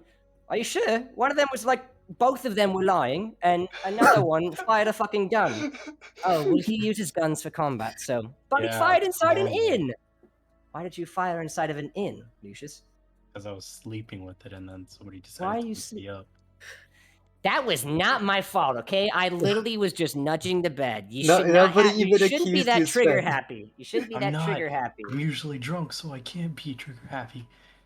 What? This is your fault. Oh, being drunk makes him not trigger happy. He only knows trigger discipline when he's drunk. Okay, when he's Yeah, drunk, interesting. You can let them go. It's fine. You have guns back? Yeah, he gives. As I He's like shove reluctantly. He reluctantly like gives it back to you, and like you try to grab it, and he like holds on to it for a bit, and then rolls his eyes and lets go of it. Thanks for the crossbow. It's Thanks My for this. crossbows. I really like my crossbows. And I'm just like Gunpowder crossbow? power. I'm not even gonna ask. All right, so we had a couple of murders here last night. There was supposed to be they were supposed to kill the Sunblight fellow around midnight, but they couldn't find him. And then around 5 a.m. in the morning, apparently someone going into the shift found about 4 guards dead in the prison area underneath, including a 5th one, which was the executioner. And then outside there was a bit of a scuffle, and 3 more individuals also died in the process. So yes, I was able to get the gems for you, but with this, I would really appreciate if you could go and try to track these fellas. I'm assuming they went back to wherever this fortress was. Would you guys be able to start pronto on this? Yeah, sure, let's see, why not? Wait, are we here too now? Yeah, you guys are all. Yeah, the guards push you to the town hall, outside the town hall. Oh, see, I thought I wasn't there for the whole kerfuffle that just happened. Okay. You were in the other room, and so I'm assuming you stepped out of the other room as this was all going on. They Oh, I'm sorry. Okay. Yeah, I would have said something like, "What the hell just happened?" But anyway, yes, we're good with that. All right.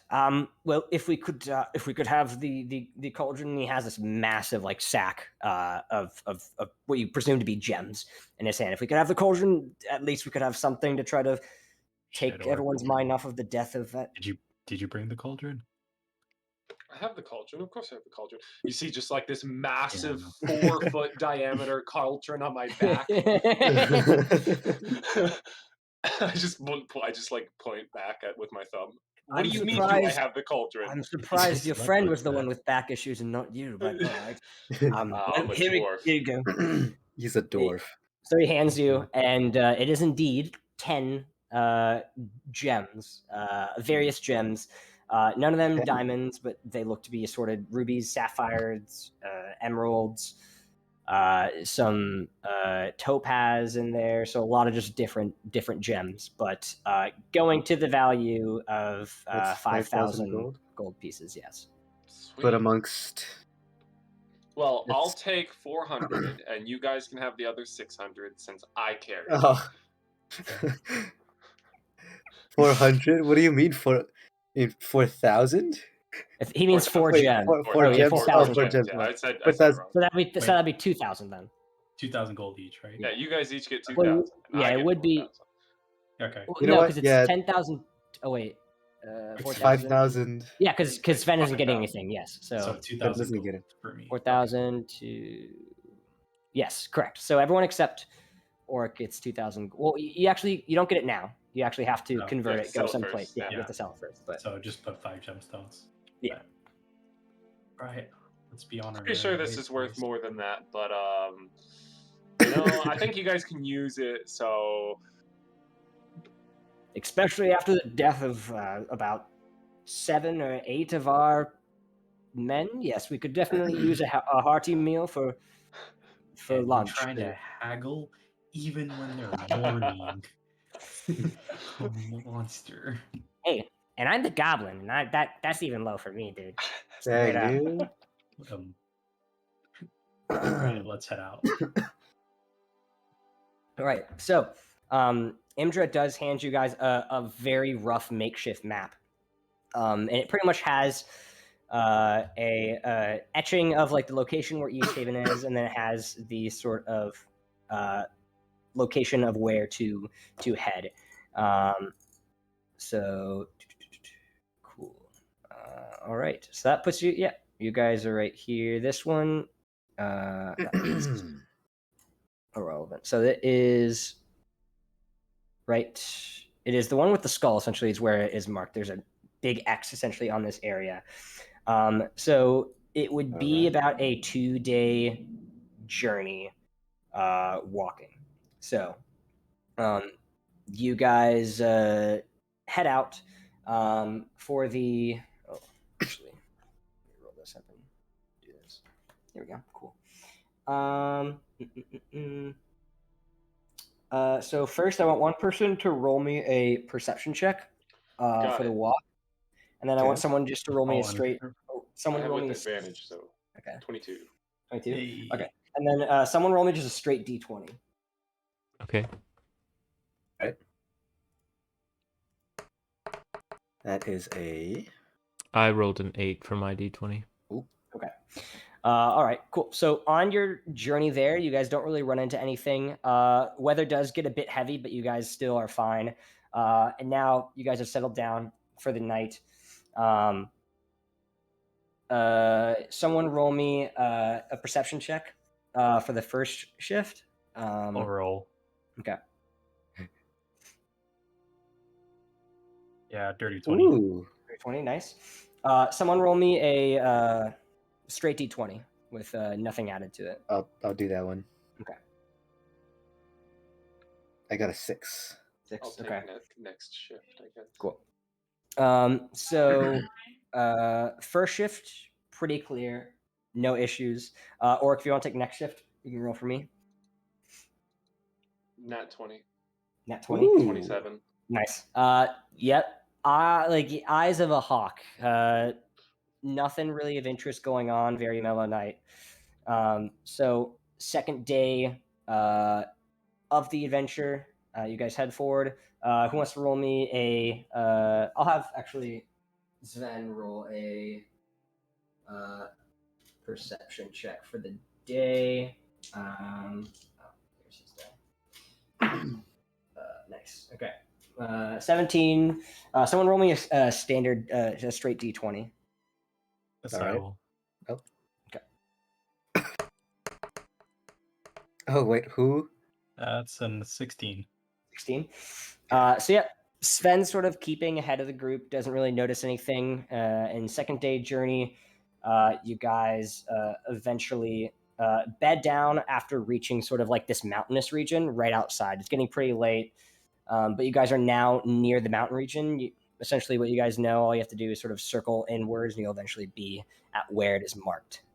So now for the first shift, who wants to roll for perception for the first shift of the night?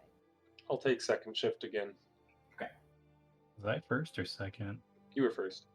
Okay, I guess I'll roll again. Perception check. Yeah, perception check. 20. Nice. Again. I mean, it's a Good, dirty yeah. 20. Yeah, again. Yeah. Once again, no issue. You are very focused and doing good. All right, second shift. If you want to roll, Orik. Wait. Well, the dice is in the way of the button. I need to press to roll again. Move. You just rolled. Said you rolled an 18. Oh, wait, really? Yeah. I rolled. Well, no, I needed to roll twice. So, Yeah. 18. Okay. Okay. Yep. 18. All right. Yeah. Also, no issue. Storm begins to pick up, but it doesn't seem to hamper any sort of. It doesn't seem to bring along any adverse sort of possible enemies or conditions other than just being colder than normal. Vision gets a bit obscured, but there doesn't seem to be any issues.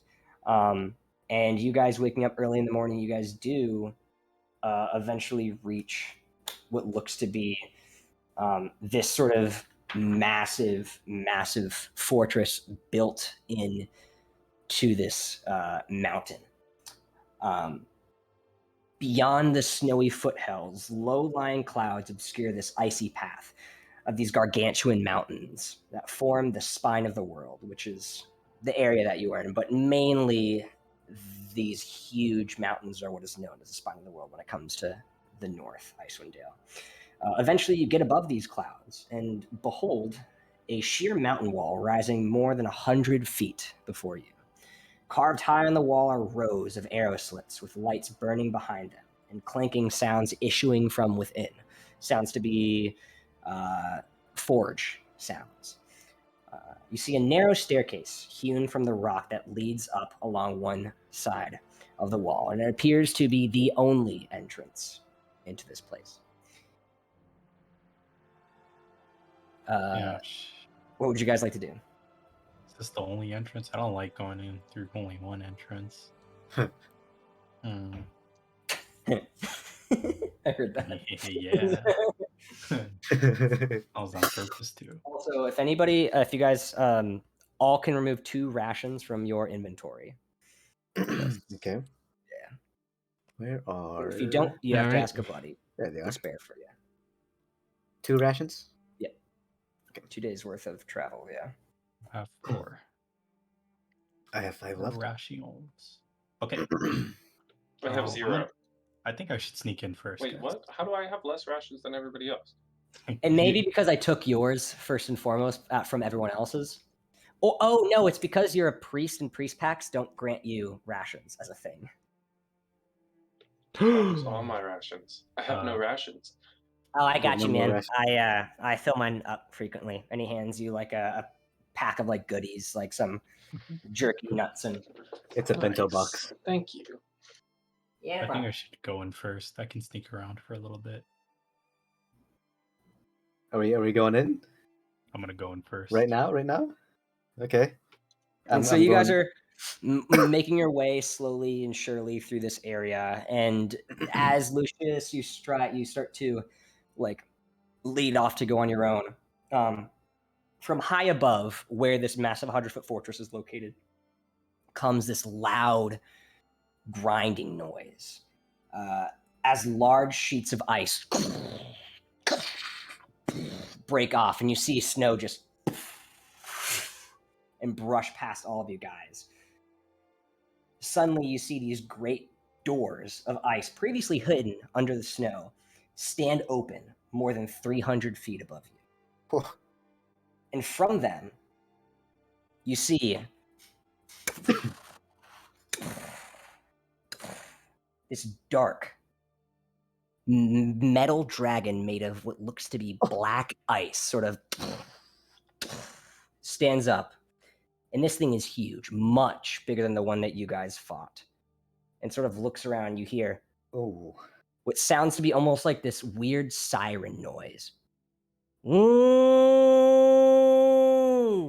And you see this, the mouth of this thing doesn't open up. It looks to have almost a knight's mask. The few little like segments and weird like spacings in between, you see it begins to glow this white hot flame and shoots it up into the sky, carving through the clouds and separating them as its wings and takes off. What the right fuck? Toward 10 towns. Yeah. Oh shit. I blame Zylwren for this. You were talking about, oh, let's go fight a bigger dragon one day. Fight dragons? What are you on about? I love dragons. What? I have never seen a fucking dragon like that before. But I don't know what the fuck that is. That's the big dragon you were referring to earlier, maybe. No. That's a white dragon. That is a white dragon, and it looks like a dragon. I know what a black dragon looks like. That's not a black dragon. That's something else. If we keep seeing dragons like that, maybe you'll stick around with us longer. As long as it's a dragon. I mean, I don't know what the fuck that thing is, but it looked like a dragon. Do we even go back to the town at that point? If we go back, it's going to be a 2-day journey. It may have already fucking... That thing's going to wreck the town. Yeah. I don't want those people to die. But it's 2 days to get there. I don't think we can do anything at this point. We're already here. We either do this and go back empty-handed and be like, hey, guys, I heard everyone may have not have died. But we also didn't accomplish anything. I say we have nothing to loot. Well, if it does decide to go on a rampage, then we have nothing to lose by staying here and doing what we came here to do. Let's just stay here. I wish I knew a dragon that could fly us around and take us there to save everybody, but I don't. So I guess we just proceed. Why can't you fly? Zyl's a dragon rider. I would ride a dragon. I would definitely. Whoa. Of course you'd ride a dragon. We all know you'd ride a dragon. No, stop! Of course you didn't ride a dragon. That's Lucius, not me. I meant use it. Oh god, whatever I say is going to be. All right. Yeah, but that also could be used in negative connotations. Is the ice door still open for that place? No, is the ice door itself 300 feet tall, or is it 300 feet above us?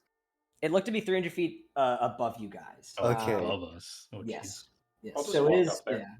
Yeah. Let's try to get up there. Let's like dash. I want to put a rope around Orik so I can get up there. We all climb on Orik. I don't think the spider boots will carry the whole team. That entrance there, you see the stairs don't actually lead up to that. That looked to have been sort of like a top area where there was some sort of like previous opening. There is what looks to be the stairs leading up to an actual sort of like gate thing that's halfway. It's not all the way up to that 300 point because you don't even know if there's an entrance up there because it looked like these gates opened up, these icicle sort of like roof opened up and then closed. All right, well then let's go trudge on and go up the stairs. Cool. Yeah, let's go. Let's go. I think I have this set. I do have it. So this is an example of what it looks like. The top right corner. Okay. What you guys saw up above was like that sort of thing opening up and the dragon flying out of it. You guys are much more below, around like the midsection area. And it appears where these like steps are, there's no way to get to that top air region unless it's internally. You guys have now made your way up through these steps. And after, are you guys trying to make your way up here now that you're reaching the gate stealthily, or are you still trying to just sprint and like, big dick your way through? I say we attempt stealth. Okay. Yeah, because I mean, there was we're assuming it's a forge in there, so there's more. There's more. There are more people in there. All right, stealth first. So yeah, if you guys want to roll me a stealth check. All of us? Yeah. All of you, unless one of you doesn't want to stealth, yeah. Wow. 17, 30, 17. Oh no. Wow, y'all guys. Zero. Zero. Worse. I was like, 2? That's bad. 0? He sets off one of Lucius's guns. Somehow. Thank God you used advantage. So you guys are, I don't even need to like calculate this. This is not good. You guys sort of make your way up and begin walking, and sort of Sven sort of holding the book behind you guys, looking around, still stealthy. What was everyone's stealth rolls again? I got 17. I got a 6. Okay. So the two, glad I put this placement because it's very accurate. Zoran's rolling Orik right now. Orik and So Orik and Mexian are walking along like the side edge, trying to like move in. And Mexian, you, as you're moving in, sort of like slip a little bit, and you fall on the ground, and oh shit. And Orik turns around and stands up and looks at you, and he sort of offers a hand to pick you up. And as you pick up Orik, you step and slip, and both of you fall down and immediately fall onto the side. Thankfully, not falling off the edge, because it probably would be a 100-foot fall, almost possibly insta-death. But you do realize what you land on was a piece of ice that was not actually a rock and was stuck there. And as you land on it, it cracks, and you scurry off, and you hear, and you see, looking on the side, a bunch of what looked to have been some icicles that were stuck to the side of this wall have just crumbled, and a massive booming noise, and you see just a pile of snow almost makes a snowstorm underneath, like 100 feet down. And you hear from what looks to be ahead of you guys a little window, "We go fucking intruders!" Okay, I'm gonna need everyone to roll initiative. Yeah. We're just visiting. You want to roll a persuasion check? It's me, your cousin. Right. 1 sec, I'll call it out. I just need to change the 17. Music. We're here for Papa John's. 13. Gavin doesn't understand that joke. Get it in 30 days or it's free. Or if it looks like that. No. Okay, so I need to... Oh, there we go. Blame Mexian's fat butt.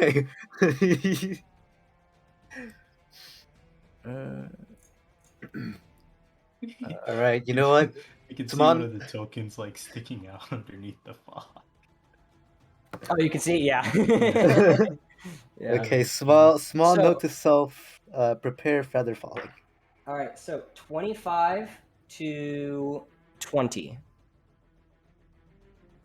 Okay, Sven got a 20. At least one of you is in that range.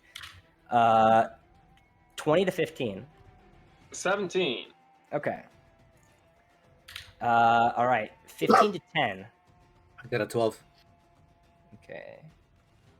10 to 5. Oh, wait, I forgot to say. That's 7. I had 13. All right, 13. 13. And then Lucius got 7. Cool. And then for... Okay. Oh, whoops. And then...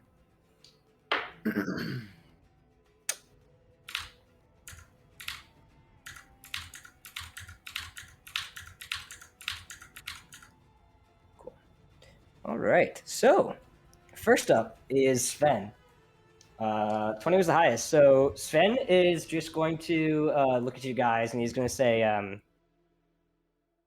"Why do we get to fucking know?" And he is going to 5, 10, 15, 20. Just stand in front here, and he can see lightly through this passive perception.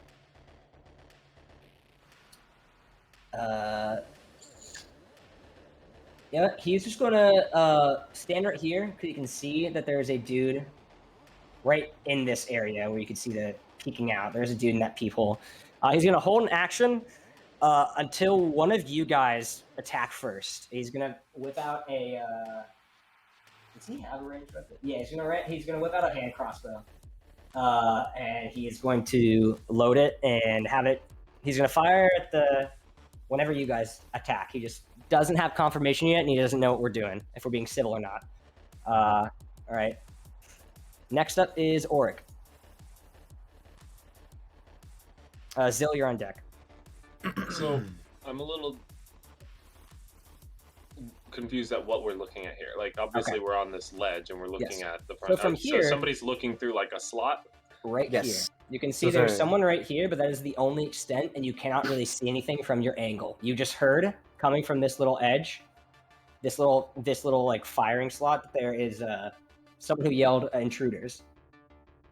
So from where you are right now, you can't see it. You'd have to get like right in front where Sven is, probably right here.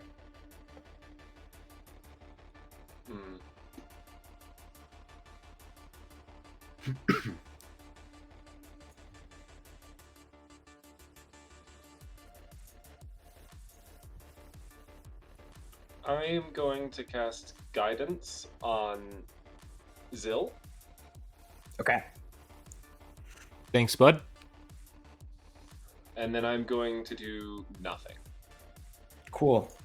Zyl, you are up. Mexian, you're on deck. I cast Armor of Agathis. Okay. Once more, as I do. Spikes form from the half-plate armor you're already wearing. And then... let's see... I don't want to be the first to move, if I'm being honest, but if we're not sure exactly what we're going to do regarding like no one's Sven hasn't attacked because he doesn't know kind of what we're thinking about doing. Yeah, so, he does not. Yeah. So maybe I don't want to attack either. Or I did the same thing. Right. So maybe I make use of the Armor of Agathis and place myself close up. Maybe try and talk to them. Yeah, and try to talk to them. No, but I agree. That's kind of what I was thinking. Like, I mean, his guidance is going to be useless unless you use it for an ability check. So, I mean... So I should use it and talk to them. It's up to you. I mean, you don't have to, but...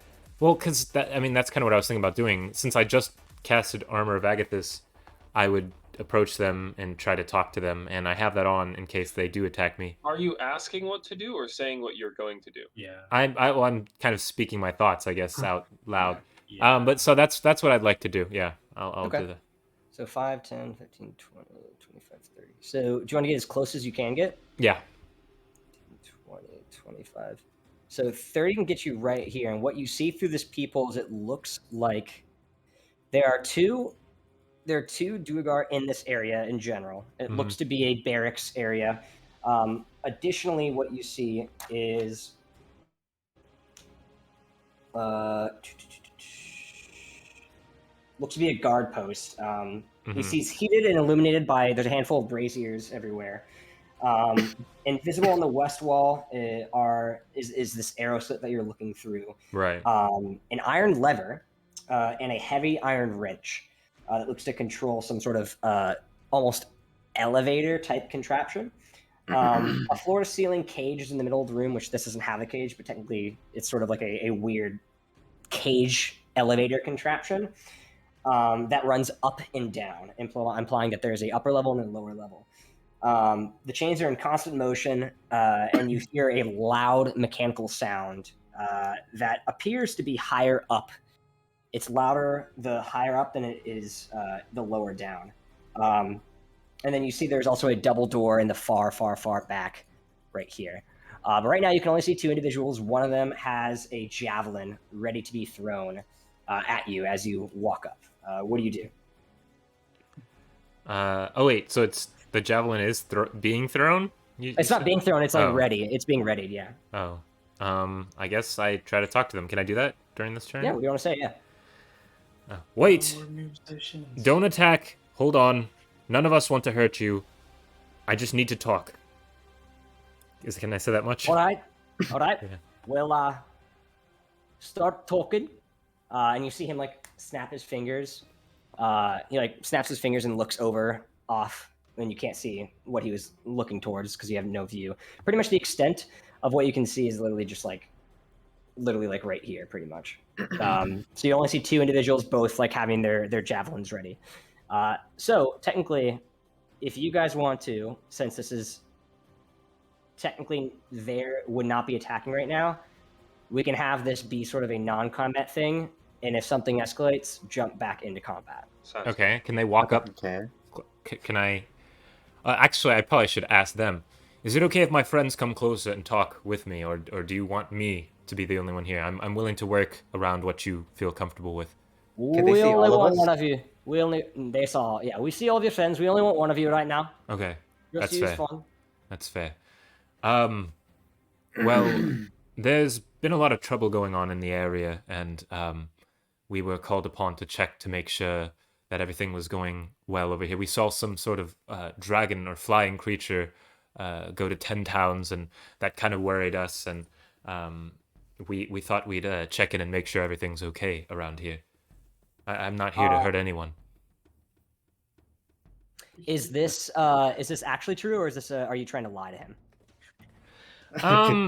Honestly, I feel like Zyl definitely feels like there's more to it than that, but he genuinely believes there is something going on here, and he would rather. He would rather. I'll allow you to pick deception or persuasion. It's your choice. Okay. Pick deception or persuasion. Give me just a sec. Let me. Music. I know. This music kid. I'll do deception. Okay. So yeah, roll me a deception check. Okay. 20. Ooh. All right. Well, what can we do to help you? Everything's fine. That was our dragon. We sent it over to 10 towns to destroy it. Do you know the word of who we are at all? I know a little bit about you, but I was just making sure that no one was, trying to hurt you. And if we could be of any assistance whatsoever. Yeah, you could probably go to 10 towns and make sure the dragon kills everybody there. That would be pretty useful, right? Yeah, that'd be pretty good, I think. Yeah. How long would that? See, that took how us. long It took would us. it take? Yeah, because it took us like 2 days to get here. Yeah, that sounds about right. I mean, we came all the way here. Like, is there anything we can do? Can we talk to your leader of sorts, or just one of us, or like anything? roll me a persuasion check. Okay. I'll allow you to use guidance on this one as well if you want. And use it on the last one. And I forgot it's still a minute, so you can still do it. All right. Well, I rolled a 14, so. So add a d4 to that. Okay. Perfect. So 18. Nice. Okay. Okay. Well, first we need to know who the hell are you.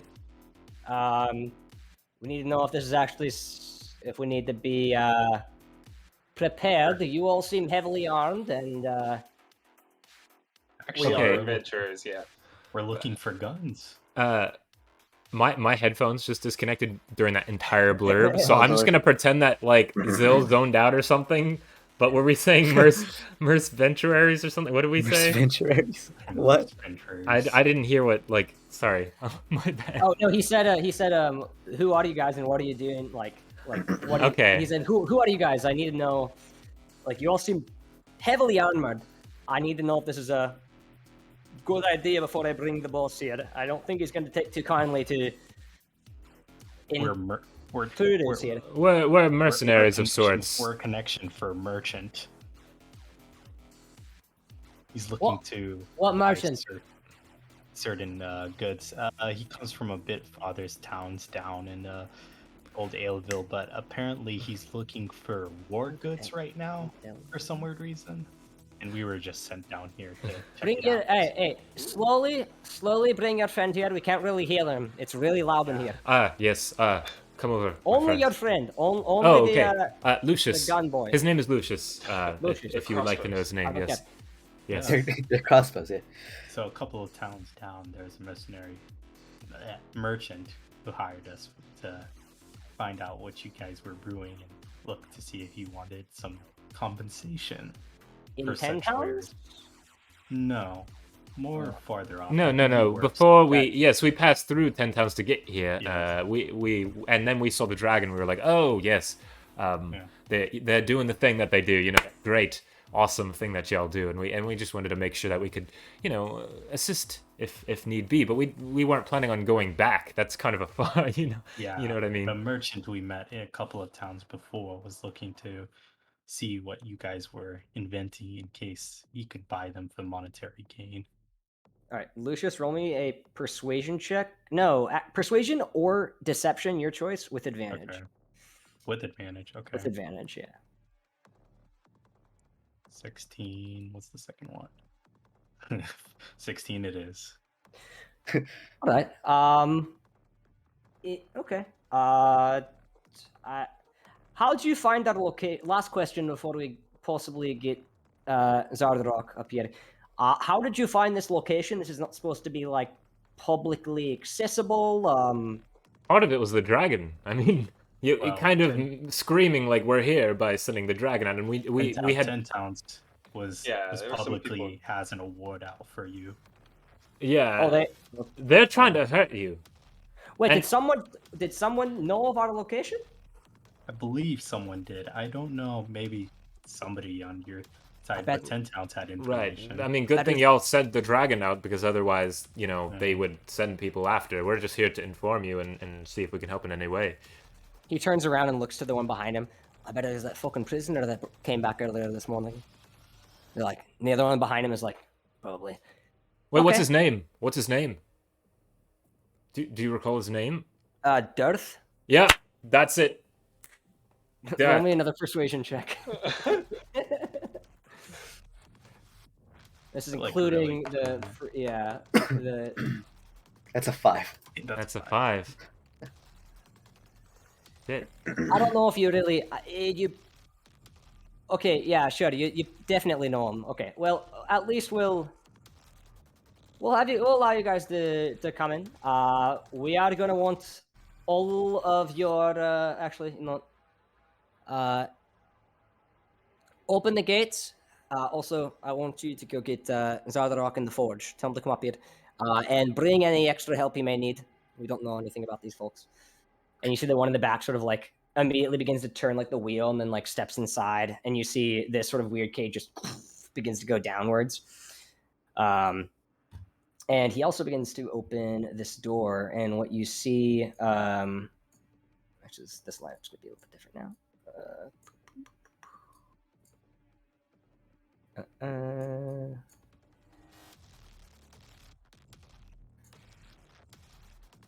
You see here, there appears to be first the door that opens up and then a gate that opens, and you see looks to be 11 or 12 dressed Duergar that are sort of waiting as you guys sort of stand there. And he says, all right, so we're going to have you wait in that middle area, all of you, before we open the gate. We're going to have you take off all of your weapons. And then after that, I believe, hopefully, Zardrock will be able to speak with you in his war room. No funny business or we'll kill you on sight, so. Okay. Are we able to hold on to our other belongings, like our potions and bottles of whatnot? Oh, yeah. Potions and bottles and whatnot. They're gonna have to take on. Yes, my personal. Yeah, is it okay? Because I like to keep those on me. It's roll me another personal persuasion preference. check.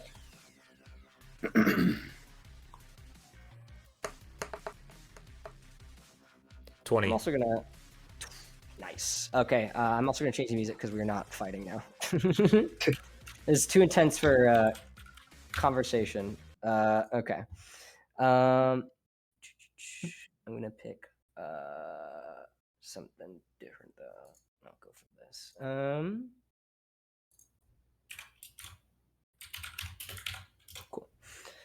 Okay, so you guys all sort of move. Do all of you guys move up to sort of the area that they were? Yeah. Yeah. So you guys all move up. Okay. And you see he is still here, and these ones are still here. And you see after you guys sort of standing right there, all of them have what look to be javelins, just like pointed at you and ready to throw. And do you guys listen and throw inside the building your weapons? I do, but I keep my little bottle of Yes, he water. does. He does. That's what I meant. Yeah, he mentions. Good one. Yeah, you can keep your other stuff, just the weapons, just the physical weapons. So I give him my dagger and the crossbow. Dagger, crossbow, and he looks at you. Firearms, that's included. Shields included. Yeah, shields. Anything that is a physical weapon. Can I keep my water skin? Still have stuff in it. Yes, you can keep your water skin. That's fine. Okay, thank you. What about my alchemy jug? You can keep the jug. That's fine. Nice. Pointy weapons and things to defend yourself that don't take an hour to take off. And he looks at like Orik, and he like is also wearing chainmail and sort of like nods, knowing how much of a pain it is to like put on and off chainmail. Because like in D&D, it does take straight up an hour to doff and don chainmail. Yeah. Do I have to give them my spell book? You throw in everything else, and he doesn't say anything. You keeping your spellbook on you. All right. So yeah, essentially, if any of you are still wearing a shield, a dagger, sword, mace, anything that is a physical weapon or a ranged weapon, they will call you out on that. So. Well, I gave him all my weapons. Yes. So. Okay. All right. And you see finally the individual that you previously saw arrives is from the elevator shaft with a even bigger beard that is a lot more well trimmed than these individuals, wearing a crown, what looks to be a massive cloak, and this black, almost icy metal glove on his hand. And let me grab his icon. This is who you would believe to be the individual known as Zardarok. Where's his image? Oh,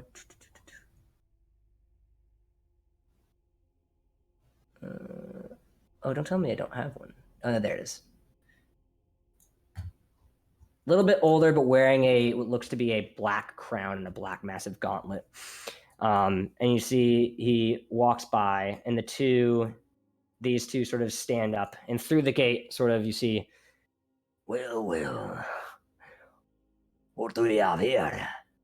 Who are you folk, and what are you doing at my doorstep? Apparently you're looking to buy some wares. Not us, but Connective contacted us a couple of towns back before to hit you up with a couple of like wares themselves. He's looking for war machines in general. Well, you came to the right place. Open the gate. And the sort of gate opens, and he's like, boys, keep it locked on them. And he walks forward and down a hallway. And do you guys follow him as he moves forward? Yeah. Sure. So. Yep. Yeah. Let me set this up.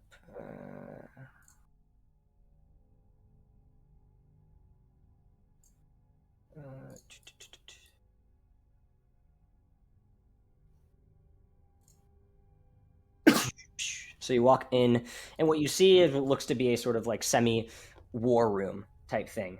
Two guards are in here, and there looks to be a table. And on the table, what you do see is what looks to be a low stone table with a map that illustrates what looks to be a flight pattern of some sort. What is everyone's passive investigation? Mine is a 17. Okay. I think that have a. Mine is 16. 15. Shit. What? Where's my page crashing? Sorry, mine's a 10. 10. Okay. So yeah, I'd say Orik, Mexian, and Zyl, you all clock that this page looks to be a path for a flight path for the dragon.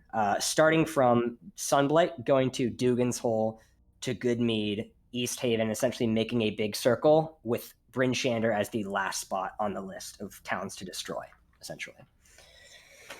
And he sort of like leans on the map and puts his hands down.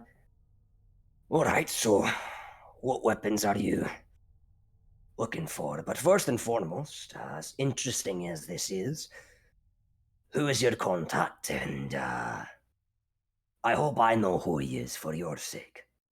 Because right now you're in a bit of a pinch.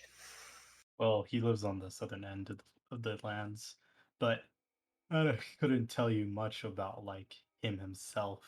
His name is I believe he has darker skin. Usually dressed in more, how should I say, golden silk garbs. Name wise, he gave us one name, but I don't know if it's false or not. Is he one of Underdark descent, either a Durgar, a Drow, or a Snarflet-Neblin? Features like a Drow, but I couldn't really confirm. I think he was more Drow-like in his features. Because of the nature of the business that we carry out, sometimes they withdraw some information as to not, compromise the transaction. So I guess they assume that you would know more about those details than we would, if that makes any sense. We're really just sent here to essentially scope out prices because he doesn't trust a lot of other adventurers and such like that to come out here. So what did you guys do to get such high praise? Well, he doesn't really trust us, which is why we know so little. Yeah. So he trusted you enough to be sent out here. Well, it's more but like not enough to. It's more like we're proving ourselves, kind of thing. I'm pretty do you sure understand? we're just phase 1 or something. Like you send out a dummy to die to see if it dies, then you're like, okay. All right. And okay. Well, let's get down to brass tacks then. If we're gonna make some sort of agreement, what items are you all looking to buy? Well, our employer specifically was inquiring on the use of war cannons, ballistas, and any sort of ram artillery. All right. Well, cannons we don't super specialize in, but ballistas and specifically some ramming materials we have in the works, but I'm a little bit confused because it's not something out of the ordinary in design like the dragon you saw. That's something that we've been working on for many years. That we haven't specialized in any ballista or battering rams, so... Personally, I think this is just an introduction itself. May I ask a question, sir? For feels. Of course, yes. So, just out of curiosity, as a person who's quite interested in the dragon kind, whether it be dragonborn or other sort of monster-esque dragons, whatever you would refer to them as, how does one sort of learn to? Did you all tame the dragon? Was there some sort of? That's not a dragon boil. And he cuts you off. Oh. That's a construct. We built that thing. Oh, wow. How do you control something like that? It is quite amazing. I am very impressed. Power of strong magics through material. And he sort of like takes off his crown and like holds it. And you see his glove is also made of the same material. It's that same black material that they mentioned, Charlton, that they said that the Duergar, what you can piece together, it's probably the same material that they mentioned the Duergar in East Haven were looking for.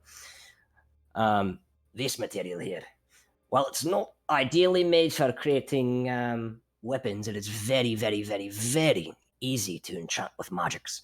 So, once you have enough enchantment, you can control just about anything. So, right. Mexian, why aren't you writing this down? So I yell at Mexian. Tell me? Yeah. I mean, you better not Write write it it down. down, or unless you don't want to leave out here No, alive. we're trying to write down war. We're trying to write down war materials. Oh, okay. He's talking about the. Okay, I was confused. I was also. I'm not gonna lie. I was also concerned. Good luck. I mean, you can good luck finding Charlton in any place that's not Icewind Dale. It's exclusive here. Mm-hmm. As you can see by the dragon, we have pretty much the monopoly on it. So, yeah. Really if that's what you're looking for, that could be something we could possibly talk to in dealing with. But our employer would probably be much more interested in that. Yes. I think that's probably the fullest extent. I don't know if you are at the liberty to talk about prices or even make any deals right now. So we're just here to extend an offer. No offers, but open a line of communication. Yes, extend a hand, rather.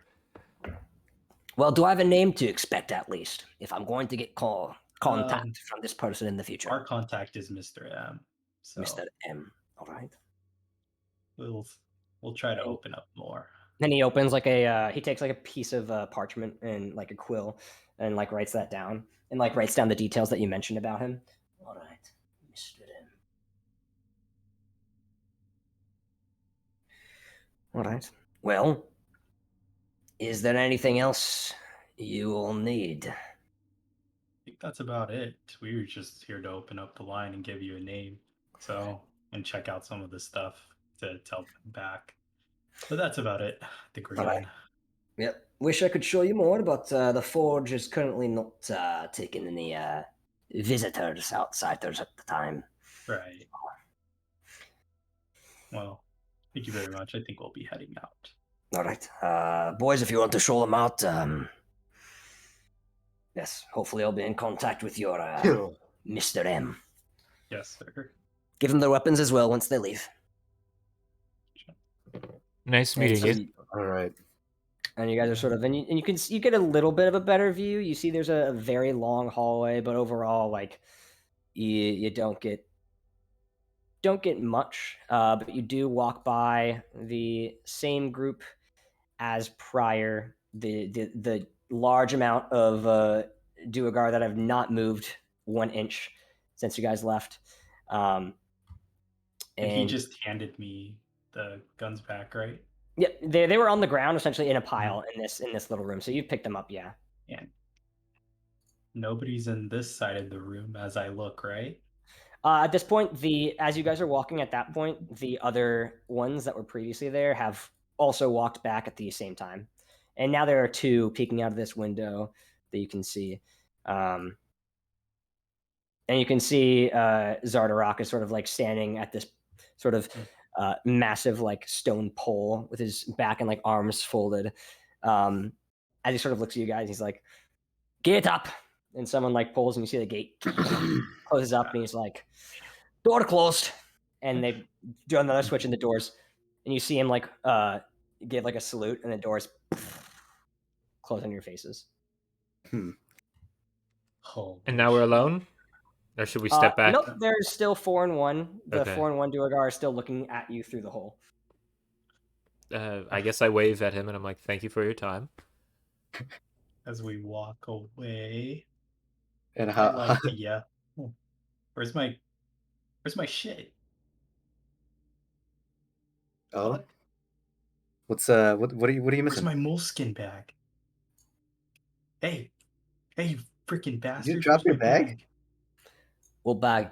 The bag that you have on you? Bag. Oh, no, you the have it. bag. Do you not have it? No, I had it over there. I dropped it where my weapons were. We didn't take anything. I don't know what you're talking about. Bro, where's my fucking bag? Hey, they were kind to us. Be kind to them. Let's sort it out. Let's sort it out civilly. And they have like they are both now grabbing like their javelins and like pulling them out. We don't have your bag. We put everything there. No one took anything. You ugly ass bastard. I know you take my bag. Lucius. Oh my god. Lucius, seriously. I'm going to let you know right now. You guys are at a pretty disadvantageous position because we come have outside. 1v1. Oh. Get out of here. All right, we don't know. You have fun with Lucius. He turns to his friend. Could you go upstairs and tell them to get the rockmen ready, who throw the rocks on the people on the ledge so they fall off 100 feet and die instantly? I think this man would probably be interested in that. He's telling this to number 4, right? Yeah, one's telling this to 4, and 4's like nods his head and he takes the elevator upwards. You can wait here longer as you want. Yeah, come back. I dare you to. You and all your friends are gonna get bodied. What?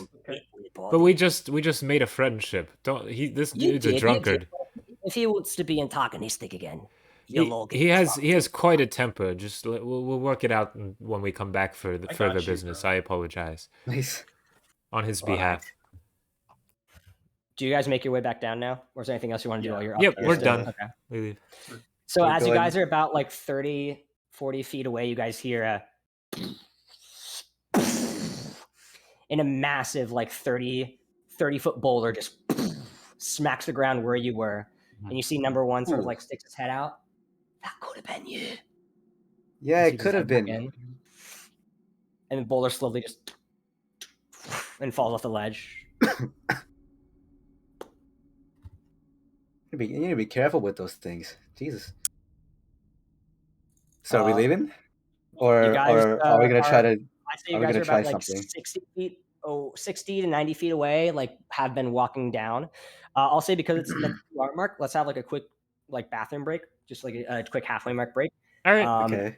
And this is a good point to pause right now because you guys can think about while you're going to the restroom or whatnot, what you want to do, if you want to go back in or what. So yeah. All right.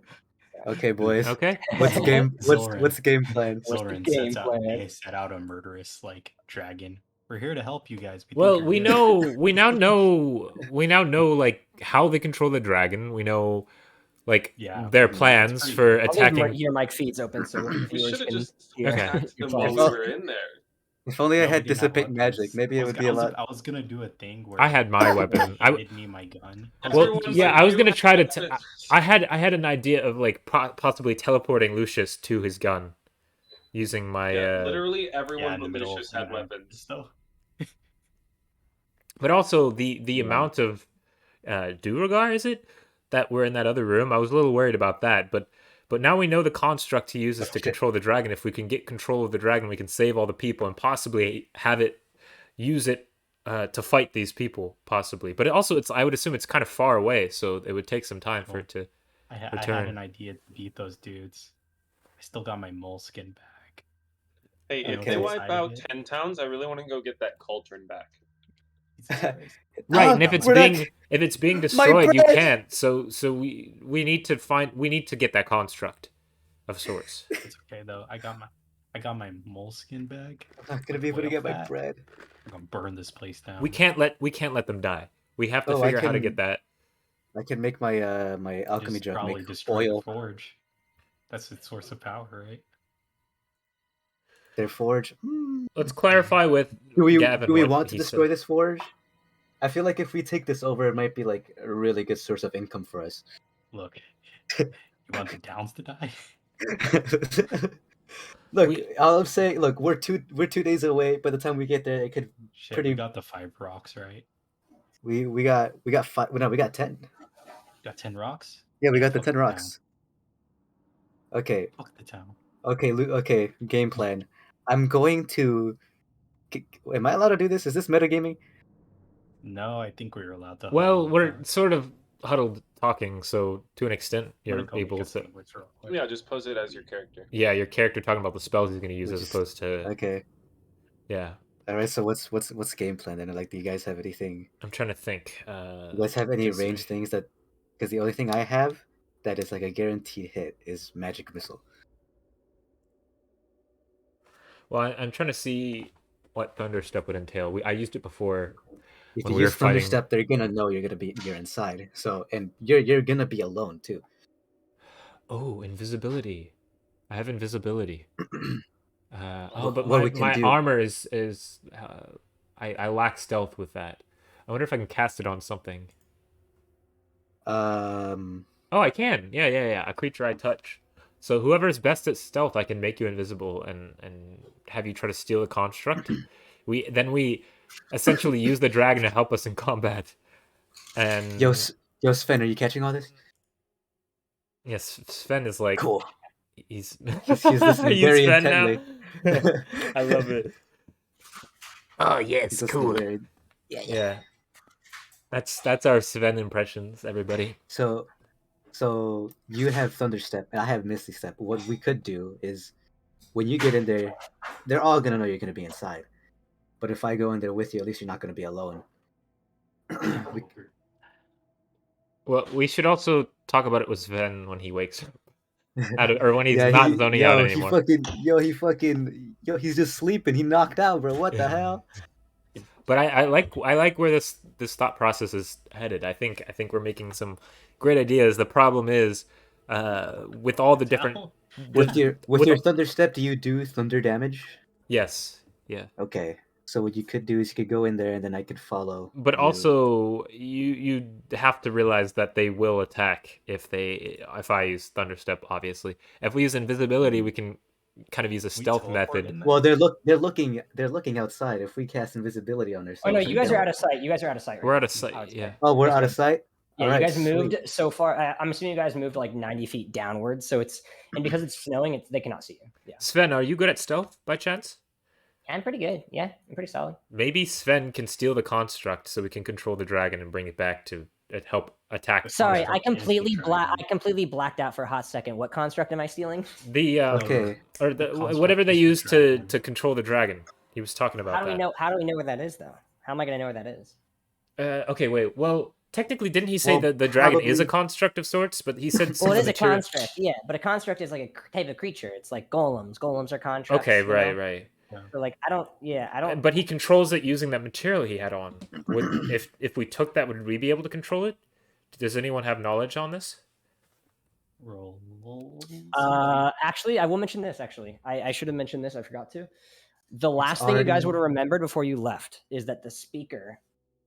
Oh yes. I should have told you this. He was talking about the weapon.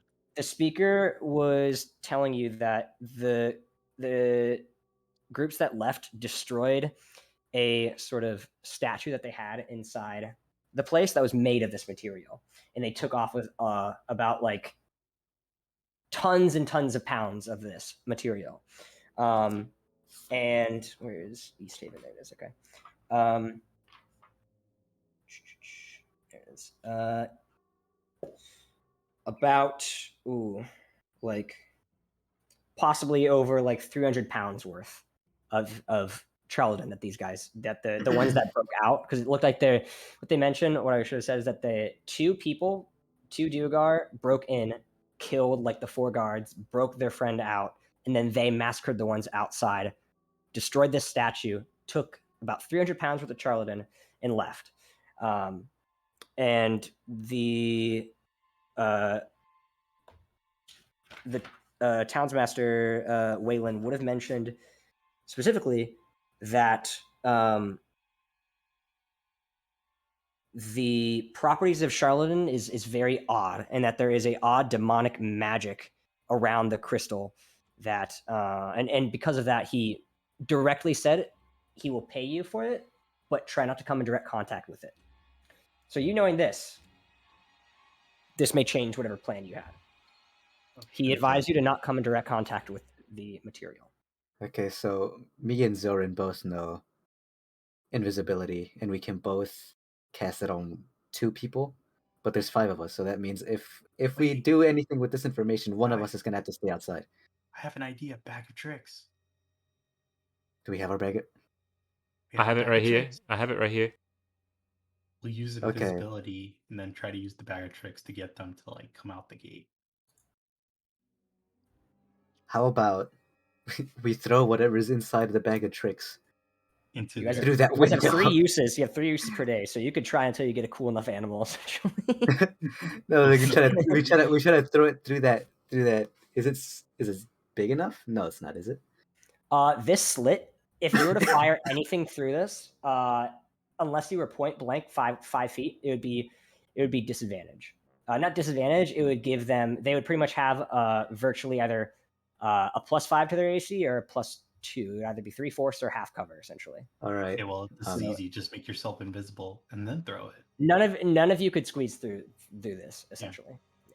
But we can just like throw if okay, let's say we cast invisibility on one of us, right? And we're just chilling up here. Could we just like throw it inside from there? You could get it to open. If it's a small enough animal, yeah. If it's a small enough animal, yeah, you could. But you don't know if it's going to be that small of an animal. It could be a giant creature, and then it's going to be right in front of you, creating a bunch of noise. But if we throw it inside, does it activate? Oh, you mean the little balls? Yes, you could do that. Sorry, I thought you were like hoping it would be like a bird, and then you put the bird inside. No, you could do that. Yes, you could do that. Just throw it in there, and you could throw it in there, then it would transform. Yes. Okay. And then have the animal open up the gates. Who's had the best luck? That's assuming it is an animal that could open up the gates. Also, I'm still a little confused. So there is something we could obtain to control said creature, but we can't come in contact with it, you were saying, sort of? We can't come in contact with... You don't know what mechanism controls the creature at all. We don't. All you know is that he is adorned in what looks to be the described material, and you were told that this material is valuable. It's great for, like, enchanting items, but it's also, according to the speaker of the town, Speaker Wayland, it has some weird demonic magic to it, and you should not come into contact with it. Crap. So, okay, that does, I guess, change. So we're probably not going to be able to control that thing, but maybe we can break its control with whoever is controlling it, maybe. Or destroy, I don't know. Who's had the best luck with stealth? Right, but once we stealth, what are we gonna do now? Like, what? We're gonna throw the thing in there. Right. We're gonna have the animal open up the gate. Okay. We're going guns blazing. No. What do you mean no? There's a lot of people in there. I feel like we should find. Okay. Oh, okay. This is tough. If it's me, the very instant they open the door, I could cast Fireball within that hallway and try to get as many as I can. That could work. So our plan is not to try to figure out how we can stop this dragon. Okay. I'm just saying the death of everybody there will make me happy. But I'd like to be happy. The lives of everyone in 10 towns being still there, the people still being alive in 10 town would make me happy. So if there's a way, we'll just capture the leader alive and just interrogate him. Or shoot his kneecaps off. Could do that. That's very possible. But I feel like these Duergar are pretty tough when it comes to that type of thing. I'm a little worried about that. Come on. Yeah. We can do this. We got some venge. All right. I really thought we had something there. I really thought there was something we could do stealthily without. What do you mean? Well, regarding the construct, I guess, is what I was referring to. We can't come in contact with it. We don't know what it does, or I mean, what controls it. It's gone. We interrogate the leader. We bust his kneecaps open. Right, but I feel like your priority is to take these guys out, when my priority is to also do that. But the main one is to save everyone in 10 towns and everyone in the cities that would be attacked next. I feel like that's. But all I'm saying is, I think the best way to ensure that is to make sure. How are you going to get it without getting in here? Well, exactly. we would get in there, but I was just trying to see if there was a specific item or something of sorts that we could. There's no way of getting inside without being undetected. I don't think we were in there. Yeah, but we can't. Already. We didn't have weapons. Well, most of us actually did. Yeah. Well, yeah. I'm not. That's on you guys. That's your decision. Okay. All right. I say we do invisibility, throw the animal, get him to open the gates, blast them to Kingdom Come. Okay. I'm just scared that we could be putting our lives at risk doing something like this. We're adventurers. Well, we're already we've done we put our lives at risk every day, bro. Yes, of course, but like suicide mission. Right. Like I don't want to die. With invisibility, we could only make 4 of us invisible, and there's 5 of us. Someone is gonna have to stay visible. It should probably be me or Lucius. We're probably the stealthiest, so yeah. I got an idea. I'm gonna stay on the side of this boulder over here. Can I? Actually, afterwards, I'll do that. I have an idea. What's your stealth modifier? Or how stealthy are you? Oh, what he asks you. How stealthy are you? I am very stealthy. I am like a. Well, my like out of a 1 to 10 scale. You're an 8 out of 10. Okay, I would say I'm a 7 out of 10. Okay, so then you definitely should not be. You should probably not take the invisibility. Yeah. Okay. Did you just post cringe in the timeline? Okay. So who's turning invisible? You. Oh, y'all. Me? Wait. I have four of us, right? I have one hand on myself, and I'm reaching my hand out for someone else. But you can say you can do up to 4 people. No, I can do 2 people, and so can Zylwren. You guys. Okay, who else? Me as well. Who's gonna touch my hand? I will. Okay, cool. I cast invisibility then. All right. At 3rd level, there we go. Okay. Go over there. Throw the bag of tricks inside. But I should have done this when I was still visible. Zylwren, give me the bag of tricks. Okay, there you go. Okay, cool.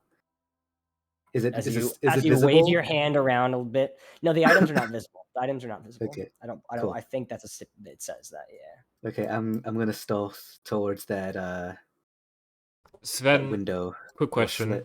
Yeah. Do you feel good about what we're about to do? Is this the plan that you feel comfortable with? I'm just making sure everyone, because like I'm not opposed to this, but I just feel like there could have been something else. I'm not sure. If we can't get out, we're dead. It's either we kill them all or we're gonna die. And that's what I was kind of thinking. Like I feel like it's all in, and I wish there was another way that we could ensure some sort of. I mean, do you guys think they would be on high alert after some random group of people came in and they found a location that was supposed to be hidden? Yes, very much so. They would have just killed us if they didn't want us going. Yes, but they also know that people know where this place is now, and then. Well, now they do. So yeah, so they're probably going to fortify even higher going forward. Why is Orik smaller? But it's not going to than matter everyone because Sven is smaller than you. Yeah. Can I? Are we doing this? I feel very bad about this. I'm not opposed to it. I'm just this could be it. This could be the end. You have another plan? I'm hearing you out. Well, my other plan seems to be invalidated by the fact that we don't actually know what controls the construct, and we also. That's why we go in there and figure it out. Okay. Because this is the only. If no one has any other plans, I will stand by what y'all decide on. Is this the only entrance? I don't want everyone to die for nothing. Yes. Okay. Do we check around for another entrance, or is that? The stairs only led to here. Invisibility no also. Stairs or anything else. Invisibility also only lasts for 1 hour. Okay. Well. Sorry. Yeah, but so does my armor. I have. Your armor has about you have about 45 minutes on your armor and 30 in an hour on your invisibility. So okay. I have the bag of tricks, right? Yeah. So who's throwing it in? Me, Mexian. Okay. Can I want to try to stealth here, just out of sight. Roll me a stealth check with advantage. Because you're. Oof. No way you can mess. Okay, 23. Thank God.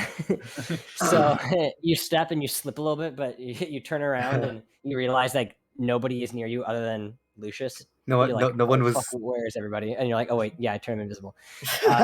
So you walk forward, and you successfully are right next to the thing, and you can still see inside now. Peering in, you can see that it looks like there are. It looks like from this angle, you can see there are 3 people in each corner of this area, sort of just chilling. The same guy is still in the same spot. Number 1 is still in that same spot. Okay, I throw. Because how does this work again? So I'll read it off to you. So essentially, you can use an action to pull the fuzzy object from the bag and throw it up to 20 feet. When the object lands, it transforms into a creature, determined by rolling a d8. The creature is friendly to you and your companions, and it acts on your turn. You can use a bonus action to command it how the creature moves and what action it can take on its next turn, or give it general orders such as to attack your enemies. In absence of orders, the creature acts in the fashion appropriate to its nature. You can only pull 3 objects until the next dawn. Okay. I throw 1. All right. Just to 20 feet. So where do you want it to be thrown? man, because they're all looking out windows, right? Pretty much, except the 2 that are stationed in the corners. Or yeah, the one that's stationed in the corner. Yeah. I try to throw it right behind this guy. Okay. Like right here. All right. Roll me a d8. D8. I don't know if I'm gonna have an animal for this. We'll see. I rolled a 2. Okay. All right. So you throw it, and I do have an animal for this. Something that you're very familiar with. You see as you throw it, right next to him, a giant rat. Oh my god! Apparates, and immediately he sort of turns and just, what the fuck? Get that fucker! And he immediately like shing shing, and he draws. All of them draw a. Oh, wait a minute. Actually, read me the description of invisibility again, because this could break your invisibility. A creature you touch becomes invisible until the spell ends. Anything the target is wearing or carrying is invisible as long as it is on the target's person. The spell ends for a target that attacks or casts a spell. Cool. So it doesn't end. So you throw it, and now they are going to try to kill this thing at the moment. So they will technically. I'm just gonna have. Cool. They're gonna go first, and I'm pretty sure they're just gonna murk this thing. Oh man! And this happens all within like. It would be a single turn, pretty much. It would literally be like 6 seconds, and they just kill this thing. But I'm gonna double check the AC of this guy. He's probably gonna die instantly, but let me see. Oh, I don't know. He could get really lucky. Okay, you did get lucky on that one. Oh. Did not get lucky on that one. Okay.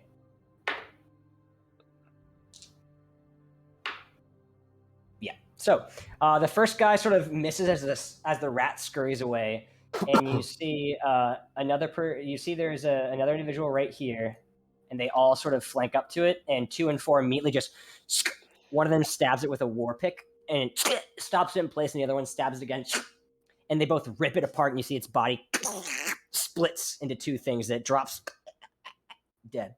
They're all really close to each other now, huh? Yes. Can I cast a spell? Yeah, yes, you may. Yeah. You will be visible. You will be visible. I will be visible. If you want, you can try to. I would say you're hidden now. So if you want to cast a spell, and then it depends on the spell. If it has actually, yeah, it depends on the spell. If you want to try to cast it like silently, you'll have to roll me a sleight of hand check so they don't notice your presence. Because you could still be stealthed and hide. Because this wall, as long as you're like covering this wall, you could probably stand without them seeing you. So if you want to try to secretly cast it, you could roll me a sleight of hand check and then hug the wall essentially. So even if they look out, you would be virtually like undetected because they can't peek their heads like a giraffe here. You know what I mean? Because you have 23 right now stealth. So yeah. It's possible you could cast a spell and still be hidden from their view. That's what I'm trying to say. No one else is near me right now. No, your friends are literally about 90 feet away from you. You guys are far. They are pretty far. That's a lot. That is about at least a turn of them having to move before they can get to you. Fuck. Okay. Because I can either try to fireball and take care of all of them at once. But then what would that do? How do we Still have your bag of tricks too. I still have the bag of tricks. Can I Yeah, you have two you have two more left. So All right, let's try it again. Let's try another one. All right, roll me another d8. Here we go. Guidance. That's a 1. Okay. Oh, feels bad, man. Okay, so what you see, I do have coincidentally also have a token for this. What you see is you throw, and as they sort of begin to like walk away, like, what the fuck was that? You see a tiny little weasel just pop up. Holy fuck! And they're once again going to roll for initiative. Can we like walk closer while this is happening? We're still can you guys get all up of you guys, closer, yeah, please? all of you guys roll me a stealth check. Yeah. Wait, are we? We're invisible too, right? Yes, you still have to roll a stealth check. Oh. Yeah. Yours is canceled out. You just have a straight roll now. Oh, I'm not going up there.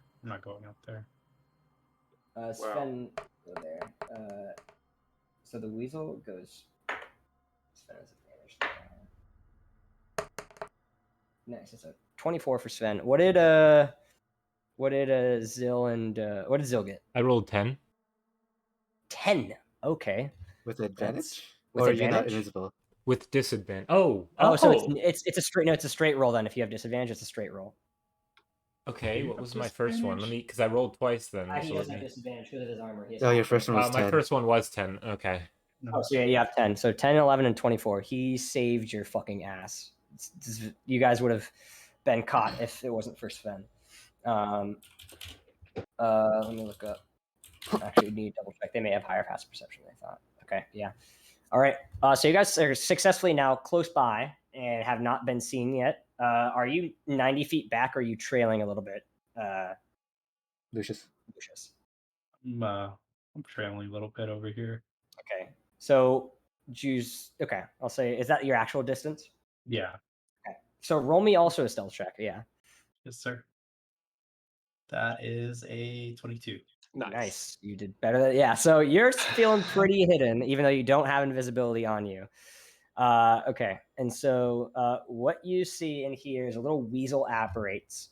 And the weasel, because it's going first, and actually I need you to roll me an initiative Mexian.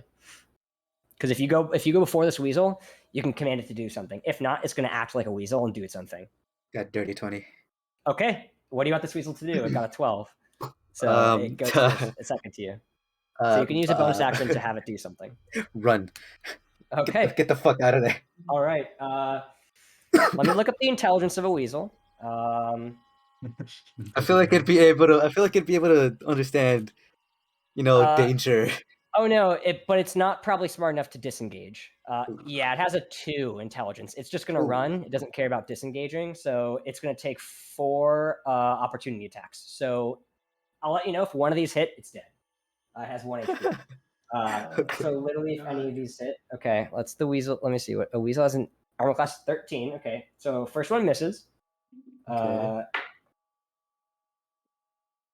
An 11 misses. No. A 21 hits as number 3 sort of fucking hell just rips it off. I told you we should have called pest control. There is no pest control out here. That's our own job. Get a fucking wizard that's a pyromaniac. That's easy. Yeah, we could do that. Should we try one more time, or should I just go for the fireball? Firebomb and then firebomb. He's like, did someone call? Oh yeah. Can we cast a spell? Like, what's the order here? Like, if you guys want to go in, you can roll initiative and join. I'll cast fireball. Okay. Well, now I'm gonna need everyone to roll initiative in general. Then, yeah. Okay. 14. So, that's 20, 25. Oh Lord. I rolled an 8. 6. The one from the weasel couldn't transfer over? Damn. that would have been your turn essentially to control the weasel, because they would have gone after you, so it would have had to. Actually, I'll allow you to keep that one, because I'll allow that, nice. That was a 20. So let me mark this. I need to roll 4.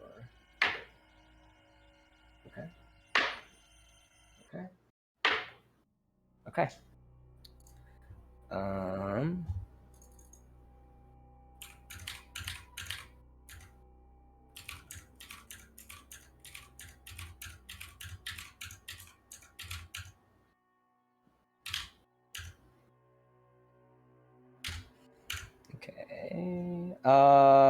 So 25 to 20, and a Mexian got a 20. Did anyone else get 25 to 20? I did. What'd you get? 25. Nice. 20 to 15. I rolled I got the 20 for the weasel. Yeah, I got you. Yeah. 15 to 10. 14. Okay. 10 to 5. 6. Okay. All right. Cool. I need to. Okay, cool. All right. So Lucius, you technically would be up first, unless you want to pass your turn to go after Mexian, because Mexian was going to start things off with a fireball. If I go over to this area here, can I stealth here and not be seen? Oh, which area? Here. Can you use the marker? Yeah, I don't see the marker. Oh, there you go. Oh, Yeah, sorry. Yeah. yes. You would have to stealth there though. If you got there, you have to roll a stealth check. Yeah, and that would be your action though, essentially. Yes, I'll use that as my action. Okay, And so then roll me a stealth check with advantage because they are distracted on the weasel. Okay. The now dead weasel. Okay. Yeah, that's a dirty 25. Ooh. Nice. You slip by, and you don't see anyone across from you yet, but you know your friends are hopefully there. So, yeah. I'm hiding in this corner, and I'll pull out my pistols for my secondary action. Mexian, you are now up. All right, I'm gonna cast Fireball up. I'll say about here. It would have to be very far forward because it's a 20-foot radius. If you cast that, you would be hit by that blast too. This is how far away is this? You can make it probably like right here would be ideal. Yeah. 50, 20, yeah. This should be pretty much like a 20-foot radius fireball. So you can hit all 4 of these just like right in this room, literally. Yeah, that's what I'm gonna do. Cool. Before I do, yeah. Let's do that. Okay. Someone call. No, they have to roll 1, 2, 3, 4 have to roll dexterity saves. Okay. So stave out of a fireball. What is your DC for your fireball? 16. Okay. That's a fail. That's a fail. It's nat 20. Number 2 succeeds, and then number 4 fails. So the 15. So only 2 succeed. So roll your 8d8 or 8d6. Sorry, 8d6. Oh, was it? Oh, that was a cantrip. Okay, 8d6. That does 28 damage. 28 damage. Okay, so the other one takes 14. So let me. Now I can switch it to. Now I can switch it to combat music. No, I forgot. Whoa. Yes. Yes. Okay, so you said 28 damage? Yes. All right. So 1, 3, and 4 are immediately eviscerated and turn into ash. Number 2 looks pretty much bloodied and half health with that. As immediately you just sort of put your hand inside with while holding your book. I immediately snap my fingers. Snap your fingers and you see this immediate flash as when you withdraw your hand and you just hear screaming from the inside. Yes. As you hear number 2 just sort of stumbling and just. And I am now visible. Raise the alarms! And he looks and like, that fucking fuck! Oh. There goes anything else you want to do? That's it. That's all I can do. All right. They are not going to go yet because they have to wait a turn getting prepped after that. Orik, you're now up. All right. I'm gonna... Them dying so quick changed what I was gonna do, sorry. Yeah, sorry about that, whoops.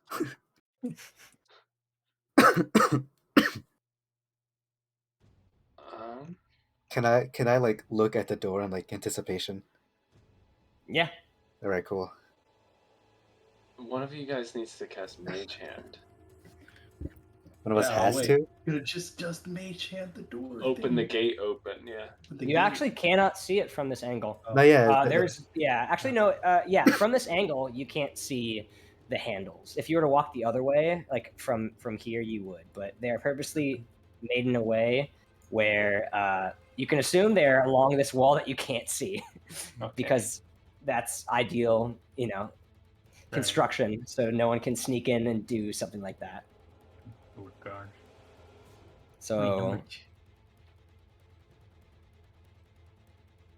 All right. I'm gonna Celestial Burst this dude. Okay. All right. Yeah. You change your cantrip to the homebrew one that I got. Yeah. 10 does not hit. As you see, he lifts up his shield and just and smacks into it. And then I'm gonna. And you see his shield is now lit up with like, ugh, fuck. I got a light. Thanks, man. And then I'm gonna cast Spiritual Weapon. Okay. Are you gonna cast it inside there? Yeah. Okay. Cool. 13 to hit. 13 also misses as you go up, and he just takes the shield back, and blocks it. I can see better now, man. And he just blocks the massive rock maze that tries to come down and hit him.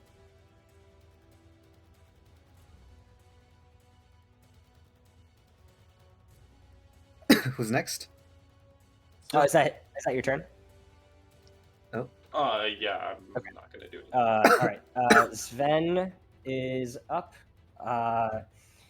Sven literally is just gonna wait by this door. How long does this transformation last? It's only a minute. He should not do it.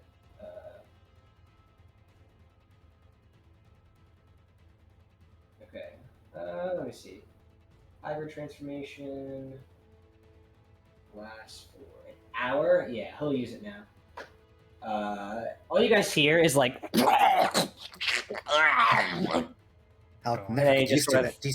that's it. He's just gonna wait there until someone opens the door and is within melee range. They cannot go yet. Zyl, you are now. Okay, well, I'm still invisible, so... So there's one guy there. Maybe I sneak past the guy and try to start on all the guards in the other room? So maybe move and attack? How are you going to get in there? The door's yeah. closed, and you also know there's a gate in front of that door that's also closed, right? Yes. So you have a door, literally, you can't see anything, and then there's a gate as well that has to be. What if we run and get him to chase us out? We can't get him to chase us out. I think what we should do is kill this dude and then use Bag of Tricks to open the door. If we roll something higher than a 2.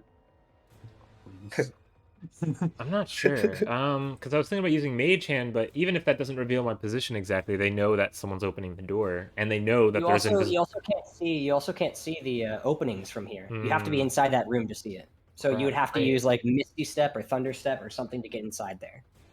Wait, you can get inside the room? If you have a teleportation spell, yeah. So the only way I can get in is if I use that, because I was hoping not to use my other spell slot yet.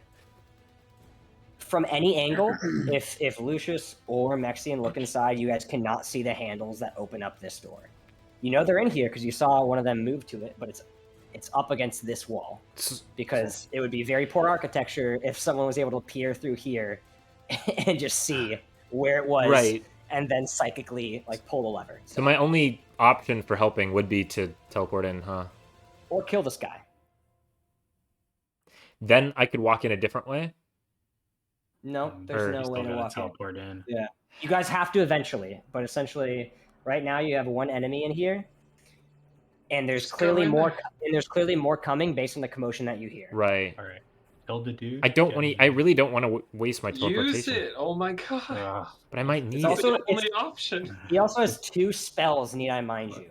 So he doesn't have the luxury that you guys have. He's a Okay. warlock. He has literally 2 spells. So I wouldn't Right. harp on him too much. Like, So This is like They once need I to be use useful. this, y'all have to realize once I use this, like I'm done.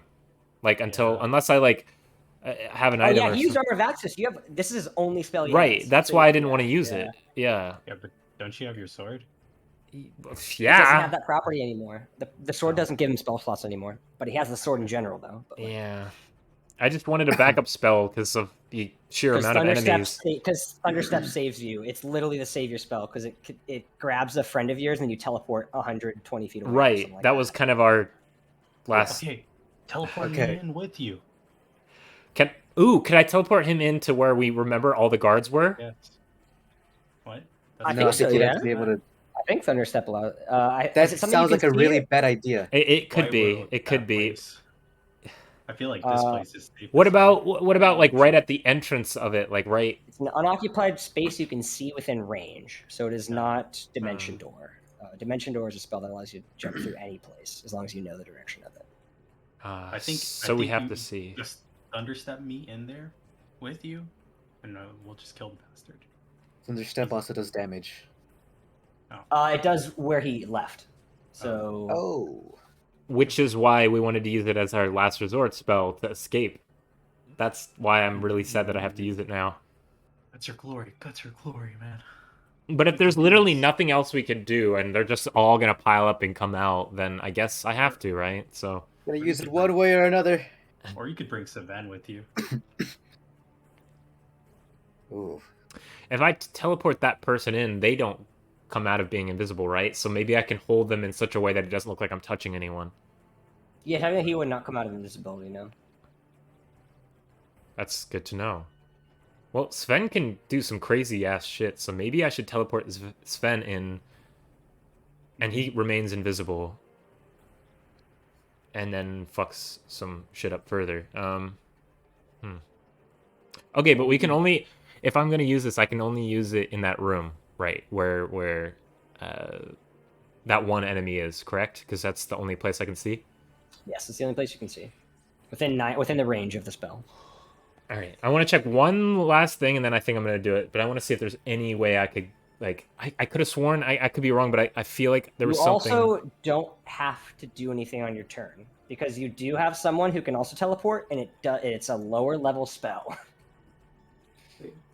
Mexian Yeah. can teleport. I can You have teleport, but it's Misty Step, only yeah. me. Yeah. Okay. So I can only should teleport I myself. skip my turn? Y'all Kill finish this. the dude. Kill the dude at least. Well, Yeah.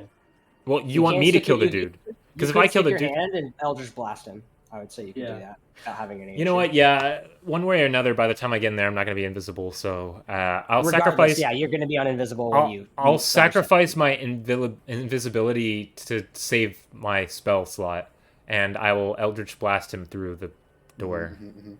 All right.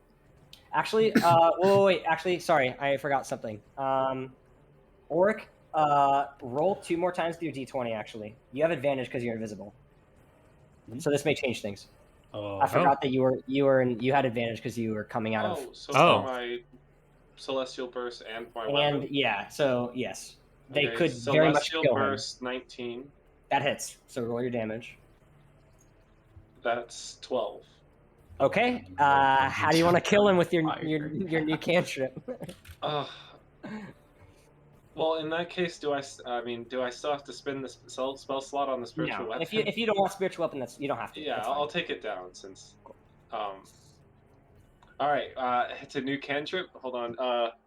I guess that shield that I hit.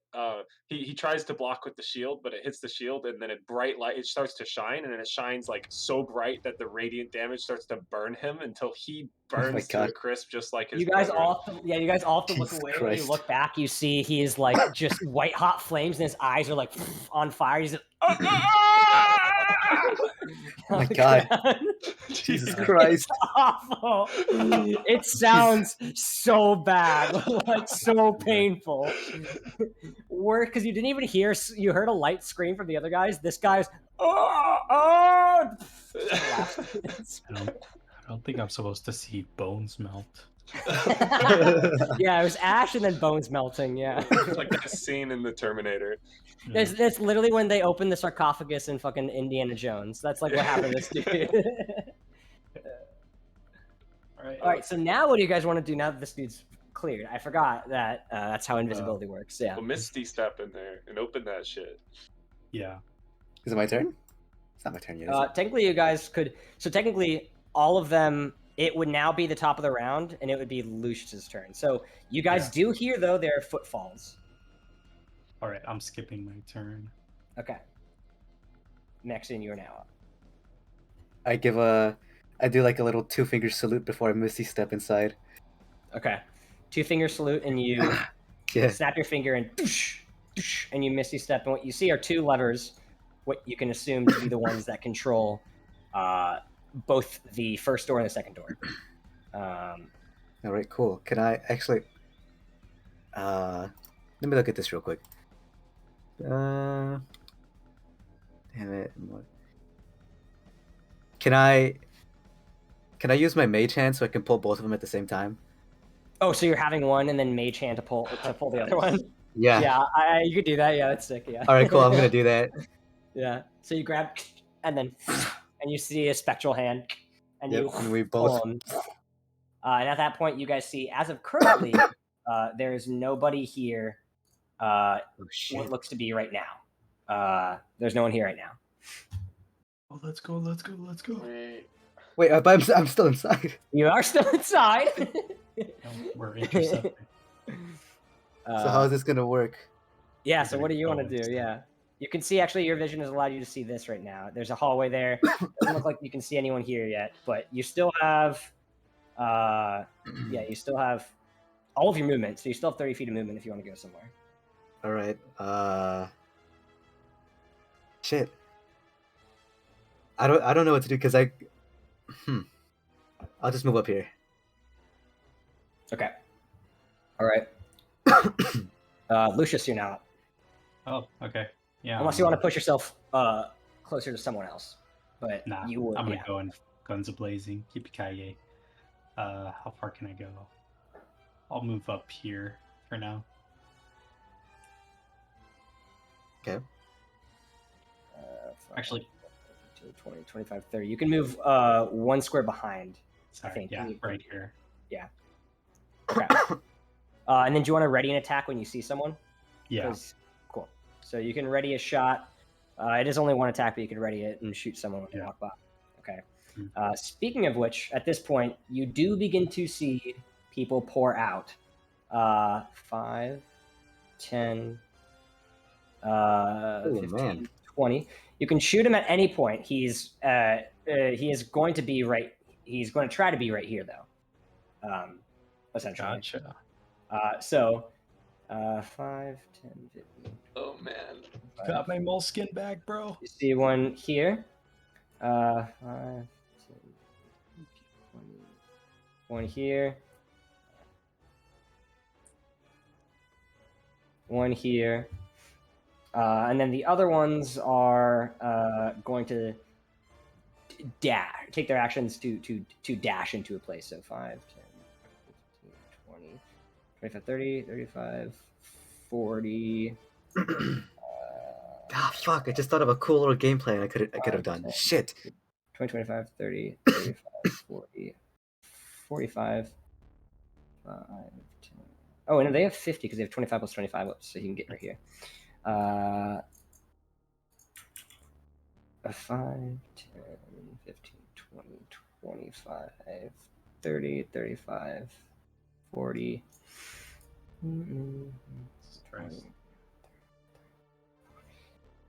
45.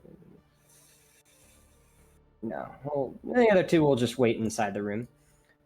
But the 3 that did move into range, 6, 7, and 5, are all going to throw javelins at you. Okay. You have a you would have a +2 to your AC against number 5 and 6, but 7 has a direct attack. Okay. Actually, I would say you have a +5 to your AC against 6 and 5, so they have to use like a nat 20 or something like that to hit you. But Okay. 7 is going to hit you with just a straight attack with the javelin. Okay. That's a 21 to hit.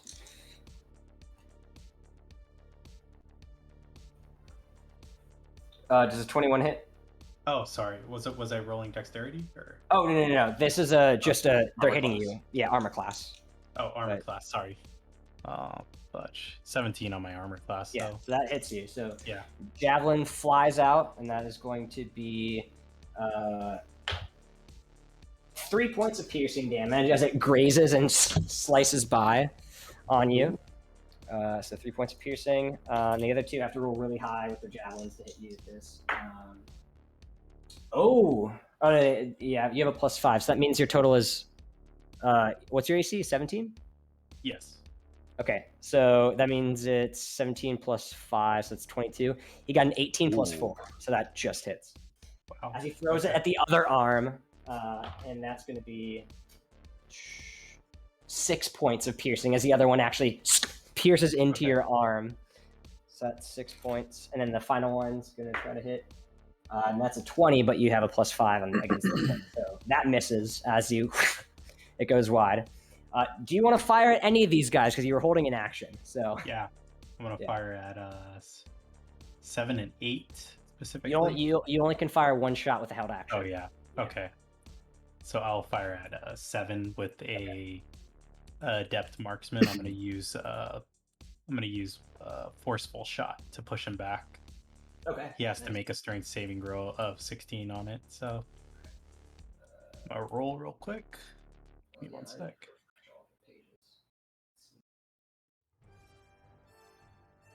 Oh. That's a 21. Nice, that will definitely hit. Let me see the force. Yeah. On a hit, the creature takes damage and must succeed on a strength throw. How much damage was that? It doesn't say. I think it just takes the regular damage. How much damage did you hit for? Because 21 hit. Oh, yeah. I was about to roll damage. Okay. He got a 17. Plus 8. 2. Yeah, he got a 19 total. Oh, 8 damage? Okay. So he gets as he like puts up his shield, you fire right below and he gets like pushed slightly back, but he moves forward and he doesn't get moved, but you at least did knock into him for 8. Yeah, you like that, you bastard. You're getting and he's like, fuck. He's like, here's the dog. You're getting cornered, bucko. Yeah, you gotta catch me first. Is that your turn? Yes. All right. Orik, you're up now. I'm going to move 2 tiles up, and I am going to cast Bless on the 3 people I can cast Bless on. Cool. I actually don't know if I could cast it on a Mexian, but... I think you could probably, if you peeked inside, you could walk. You'd have to, I would allow it if you want to. If you want to pick him over. I'll just do these 3. Okay. I can only do 3. I'll just pick those 3. Okay. And then I'm just going to step behind this corner, and then that's going to. Okay. And just remember, so it's add a D4 to attack rolls or saving throws. Yes. For everyone. And I put it in your on your little character, so as a reminder. So saving those and attack rolls. Okay. All right. It means Sven is up. Sven is going to 5, 10, 15, 20, 25, 30. He's kind of your tank, so he's going to have to bonus action to dash because he's a goblin, which is cracked. And then he is going to sort of... you guys don't even see him. You just hear like footsteps, like... And you hear... And he just jumps, and he's going to attack this guy with advantage with his claws. Rip his face off. Rip his fucking face off. 18, so that will hit. That is 11 points of slashing damage as you see immediately as you hear, and then all of a sudden just this weird like goblin wolf hybrid jump on his neck and bites into his neck. Oh fuck! And he takes 11, which is very good. And then he's going to use his second attack. And that is also definitely going to hit. So 6 points. This guy looks rough though, as he bites in both sides of his neck and jumps off. This guy looks like he's on like his deathbed, as the Duergar is just like on one leg, looking really, really bad. And that's going to be Sven's turn. You guys do see what looks to be a... Oh, actually... I'll take...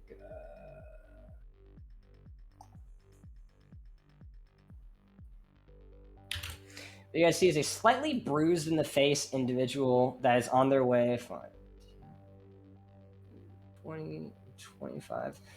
Individual that shows up here, and it looks to be Sven recognizes it, and Mexian sort of peeking around. You recognize it as Dearth, the son of Zardarok, who looks to have been maybe beaten a few times by his dad, possibly for disclosing the information. You remember those 2 guards were like, I bet it was Dearth.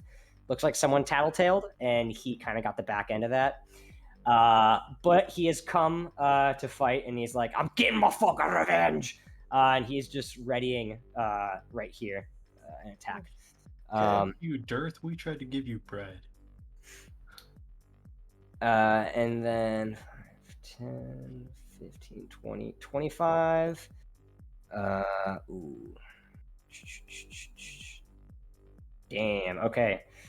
And what you guys do see is Mexian peeking around the corner. What you can see is it looks like you see Zardarok walking up, and he's like, what the fuck is this shit? And you see him immediately just... And he doubles in size and becomes this massive, like 11-foot tall tower of a dude, as he's just like, fucking kill him, boys! And that's his turn. Zyl, you are up. Well, shit. Thank God I'm not Mexian right now. He can't see me, can he? They do not seem to have noticed any of that room at all. Cool. It looks like Zardarok looked quickly down that way, saw the dead bodies, and then has eyed towards where Sven and Lucian are. You are pretty much under full cover, so he can't even see you. Can't even target you for something right now. It may take me a minute because there's so many options I have at this point, and also like I'm still invisible. Oh yeah, that's my bad. I need to let you guys know. Okay, so next up would be Mexian, by the way. So Okay. I'll give you guys warnings so you have time to think about your stuff. But Okay. Mexian, you're on deck. So. Like right now? Oh, on deck as in you're up next. Yeah. Okay. So, yeah. God damn. Let's see. I'm looking at spells I've never even used real quick to see if like there's something. I don't think I've had this many options open to me in this entire thing. Well, if there's any time to use cool options, it's now. Yeah.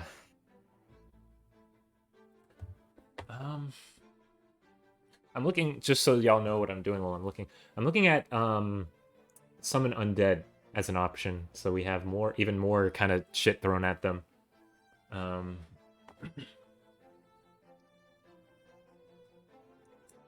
But would it just be one? Is that spell usually just one? It's just one spirit that you create, but you have a pretty much another friend you can use, and you have different types of spirits. You can either have a ghost, a skeleton, or a putrid. Are skeletons harder for them to? If I cast that though, they have different effects. Okay. They have different effects. You'll also be revealed, yes, but they have different effects. Each creature has a different effect, so it's sort of like a situational thing. See, I'm trying to decide if I should make more use of my stealth and kind of get some people from behind, or add more people to our team, since there's so many that we're going against.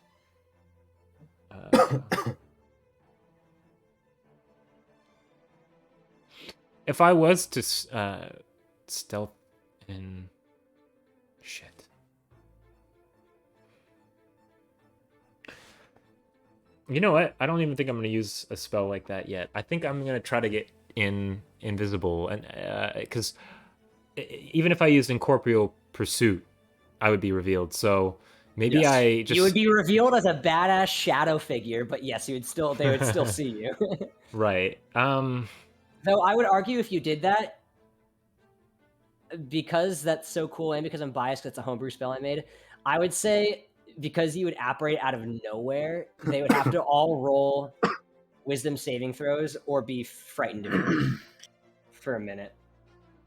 I'll say that's an added effect just because this has never been used before and because you are stealthed. So you would come out of nowhere as like a shadow figure, pretty much. That's horrifying.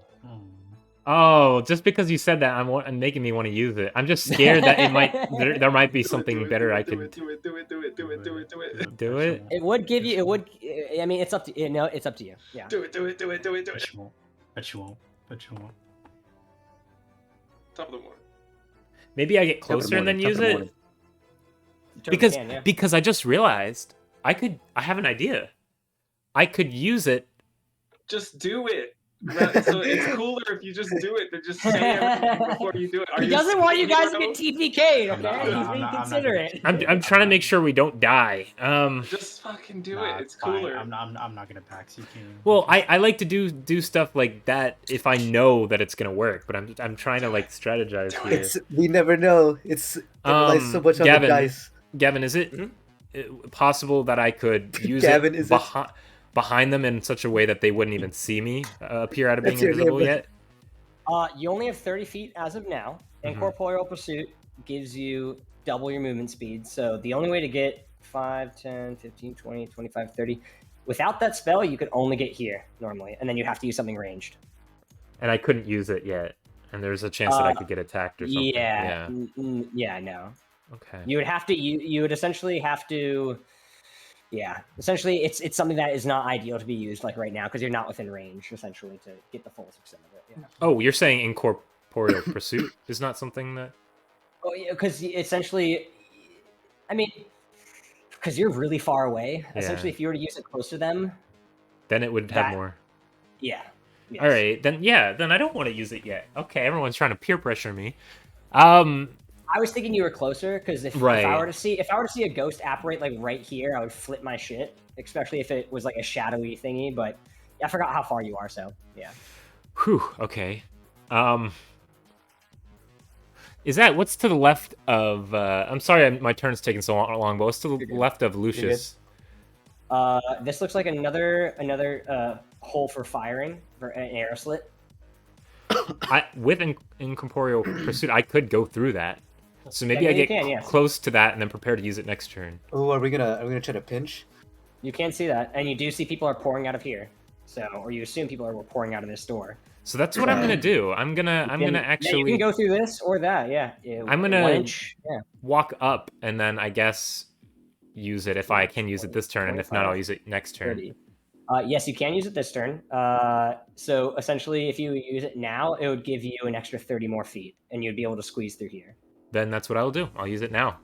Cool. And that way I can use it now and do it in the cool way that we're initially thinking. Awesome. Yeah. Wait, so are you using... Yeah, I'm going to use it to squeeze through that and appear on the other side. Okay.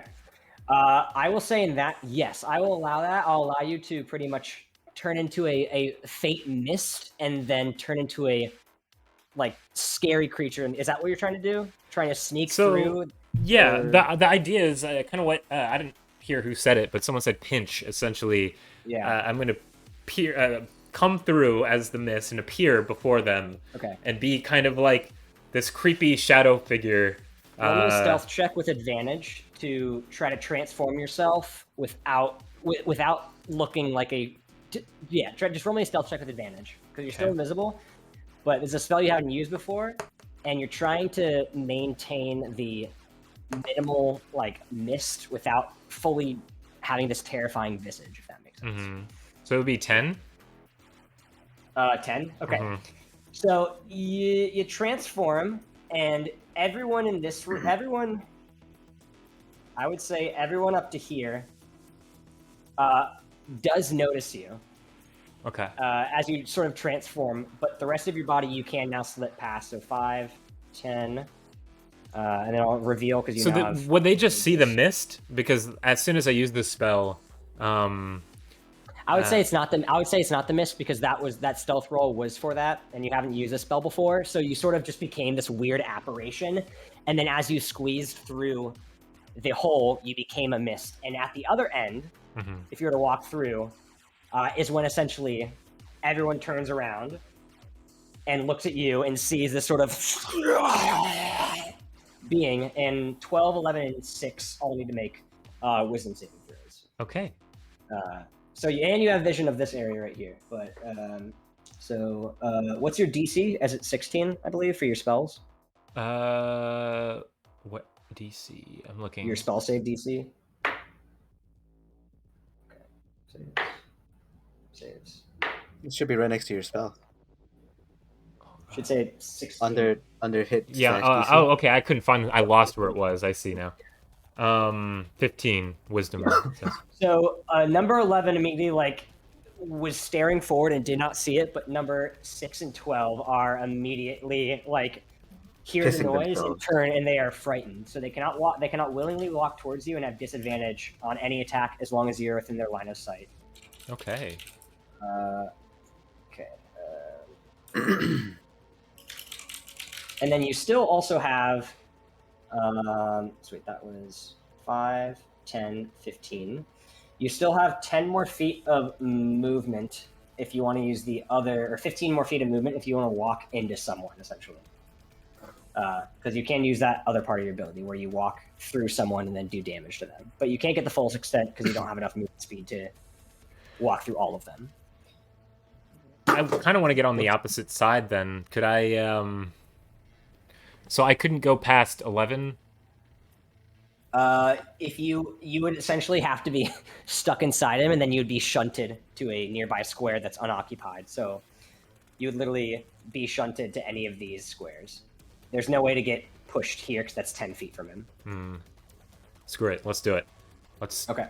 Yeah. So you guys, what you see, Lucius and Sven, and even Orik peering though, you see sort of Zyl sort of grab his container where his potion weapon is, and immediately sort of his visage sort of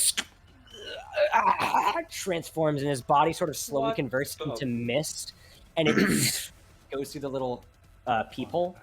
Well, that's new. And then he apparates, and you hear just, "Holy fuck, what is that shit?" from the other side. And this guy now, this dude has to make another wisdom saving throw. 18, so he takes half damage. So roll me a d10.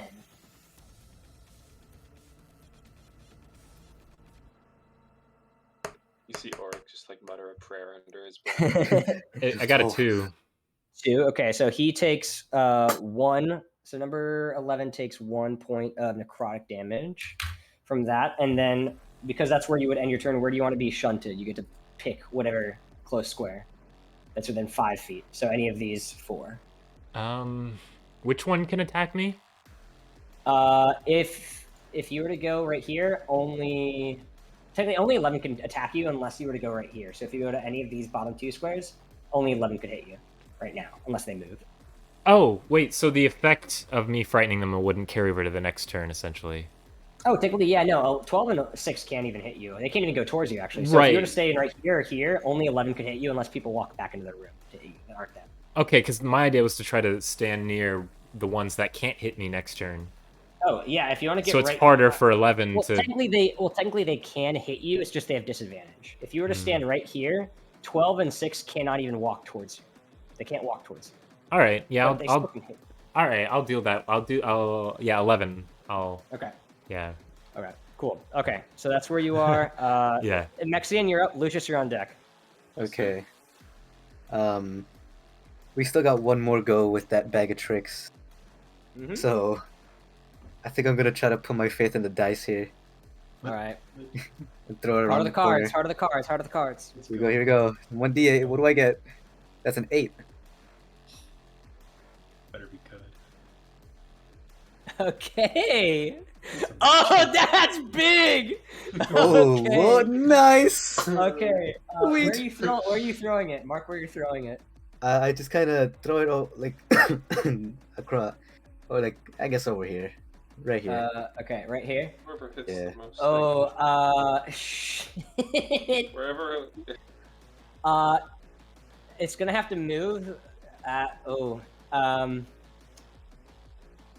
Oh wow. man, it This doesn't thing fit in there, huh? actually, you throw it in the hallway, in the little puffball, and you see the two people, Zardarok and his son, look and they say, "Fuck was that?"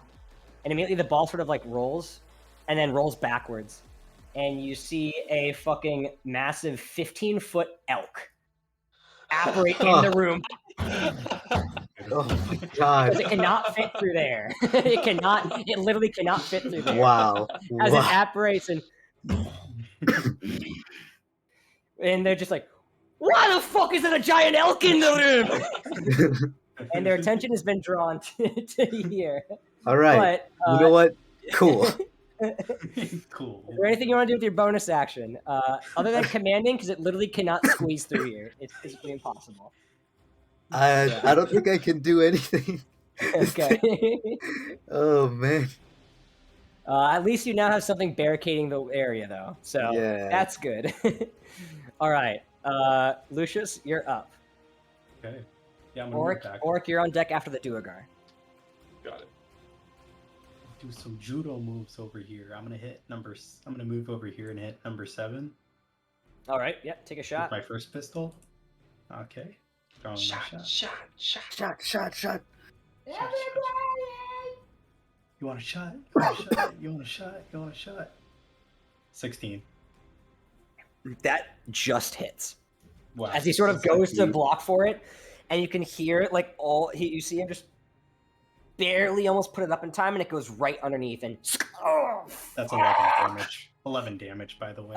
He had 1 health, by the way. So Oh my you just God. immediately just sort of, and you see it go through the other side, and he just and just blood trails from his mouth, and he just drops face first to the ground. All right. Then I'm going to aim at number 10 for my second pistol. All right. So yeah, you can peek around the corner and fire. Yeah. All right. Roll the hit. 28. 28 definitely hits. Yeah. Yeah, that's 7 damage. 7 damage. Nice. As you fire, and this guy sort of just puts his shield up too early, trying to block you, and you just aim below the waist and just no, my dick! Oh no! Yeah, I told you I'd get you. I remember your ass. All right. Anything else you want to do? Yeah, I'm gonna pull out. Oh, I still have my moleskin on me? No. Never mind. I'm good. All right. It's now the Duergar's turns. Now he's going to 5, 10, 15. Remember, you're all blessed. 20. Wait, I was blessed? Yeah. Wait, so what happens for my attack? Your attack already hit anyway. I think both attacks hit, so it didn't matter. Oh, it's just a hit. Yeah, no. Sweet. Yeah. But it matters for saving throws here too. 5, yeah, 10, 15, including death saving throws, by the way. Trying to like 5, miss 10, on pistols 15, is the hardest thing to ever do, dude. 20. He's gonna go right here. Sven is actually gonna save his reaction for something else, even though he knows he could opportunity attack. He's gonna save it for something else. Okay. This guy's going to 5, 10, 15, 20, 25. 5, 10, 15. 5, 10, 15, 20, 25. 5, 10, 15, 20. And then these guys are just going to run away. They do not want to deal with Zyl right now. 5, 10, 15, 20, 25. And yeah. Okay, so 3 are going to attack Lucius, and 4 are going to attack Sven. 2 of them having advantage, so I'll do Lucius first. Okay. All right, so the first attack is only a 11 to hit, which misses, I think, Lucius. Okay. And then 13, That's an 8. That misses. Number Okay. 8. That's a dirty 20, so that will hit. Okay. So that will be with their war picks. That will be 8 points of piercing damage to you, Lucius. Okay. And then the other eyes are going to all attack Sven. So first attack on Sven. Nat 1 totally misses. 5. That's a 23. It's going to hit Sven. D4 saving throw. Oh, is it? Oh, it's only against armor class right now, right? Yeah. No saving throws yet. Thankfully, Sven gets resistance to bludgeoning, slashing, and piercing in his hybrid form. So he's going to take 9 half to 4. Nice. He gets stabbed, and then the other 2 now have advantage because they're flanking Sven. The frightened ones, because technically Zyl is not in range anymore, they don't have disadvantage. So that is a 16, which misses even with advantage, and then the second attack is a 17, which just hits, and that is okay. 3 half to 1, so he takes 1 point as this one just nicks his ankle. Fuck you! And they all are looking off, but these guys are all looking cornered. Orik, you are now up. Sven is on deck. All right. Is dash an action or a bonus action? Action, unless you're a rogue or a goblin. 1, 2, 3, 4, 5. All right. I'm gonna cast Spirit Guardians. Okay, that's a big one. Yeah, that's good. Yes. That's a 15-foot radius around yourself, correct? Yes. So I don't think I hit 12, but I hit everything. I think that'll. I don't hit 10 or 12. Okay. Yeah. Wait. No, I hit 10. Maybe do. Yeah, I think you do. Yeah. I hit 10. I don't think I hit 12. I will double check. Am I proficient, by the way, with my gun right now, or is that not my proficiency? Yeah, you do not hit 12. You hit everyone except 12. What do you mean proficient? You're proficient with your. What do you mean? You're proficient with fire. Shooter again. Oh, sharpshooter. Yeah. Yeah, you're proficient with guns. Yeah, I forgot. I could take a -5 penalty to attack rolls that 10 to damage. Oh yes, you can do that. Which is yes, that's very good. Okay, I'm gonna start remembering that. I keep forgetting. All right. Anything else you want to do, Orik?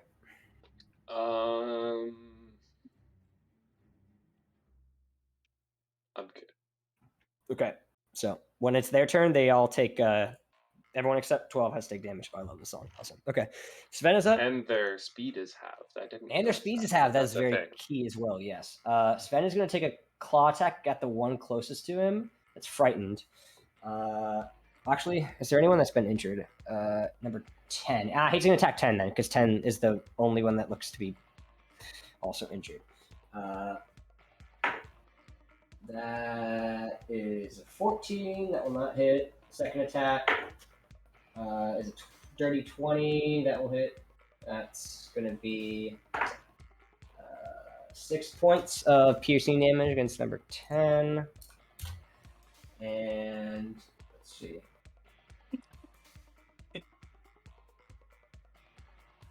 Okay. Also, you guys are no longer blessed. Okay. Oh, cool. Because Yeah, concentration. true. Yes, thank you. I'm just laughing because there's just this mass off fucking elf in the middle of the goddamn. Zyl, you're on deck after these baddies, so. I don't think anyone has seen this yet. Okay. Anyone else? No one has. No one has peeked through and seen the elk. The sun is going to. Seeing the two guys frightened and run, he is going to 5, 10, 15, 20, 25. Actually, no, he's going to try to make up to his father. Father, I'm going to gut the beast. And he hears his father's like, fucking disappointment. And he's going to run and try to attack the. Oh my God. 5, 10, 15, 20, just enough. He's going to attack the elk. So how do I need to add a giant elk to this list of Okay, so now that he's like really close, what can a giant elk do? A giant elk can ram someone, which is a +6 to hit. It does 2d6 + 4, or hooves, which is a +6 to hit, and that's 4d8 + 4. What the fuck? Oh, but they have to be prone. They have to be prone though. That's the key. And normally the issue why elks are good is that they can charge after going 20 feet in a straight line, and then they knock someone down immediately with the ram attack. God. So it's essentially, if you get that part, it's like the woolly mammoth. If the woolly mammoth knocks you down, they can stomp you and do extra damage. So yeah, you can only ram, but because you have no room to run, because this is a very enclosed space, not made for a giant elk, yeah. So let me put his initiative to 20 Mexian. All right, cool. So he's going to take a swing at this guy. That will hit the elk. That will be 5 points of damage to the elk. Elk also has 42 HP, more than some of you. So the elk just sort of and like lets out. And it begins. It like pushes him off with his antlers, and he's like, "Oh fuck!" That's his turn. But now we got Zardok's turn. And Zardok is going to 10, 15, 20, 25. He's just gonna 5, 10, 15. Just like wait here and be like, looks like you came back to die. And that's gonna be his turn because he can't attack because he dashed. Zyl, you're up. Okay. Give me just a moment. I'm finishing looking at a possible attack I'm gonna do. Warlockcombos.jpg. I have a question about let's see. I think it was Tidal Wave. That charge is based off my blade, so that's all. I can use that even if my slots are full, right? Mm-hmm. Yep. Okay. I'm not gonna use it yet, but I'm just thinking about that. All right. Well, I'm gonna or not unsheathe, but I'm gonna pop the quirk, I suppose, and I'm gonna go to hit 11. Let me just double check. Is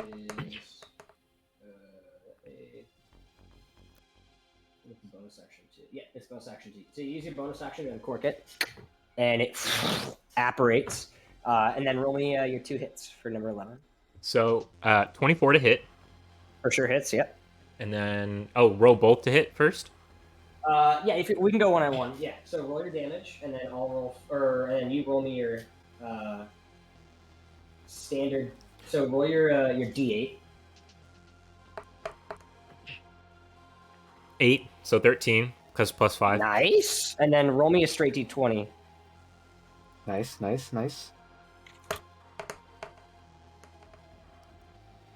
16. All right, and you see as you slice into him, you see he sort of like cuts. It's so hot and just fast. It cuts through his armor, and you see it lights up. And after a while, after you slice through it, he sort of and it like catches on fire. Fuck! And he is now on fire. So he takes 1d10 fire damage on the top of his turn. So attack again for your second attack.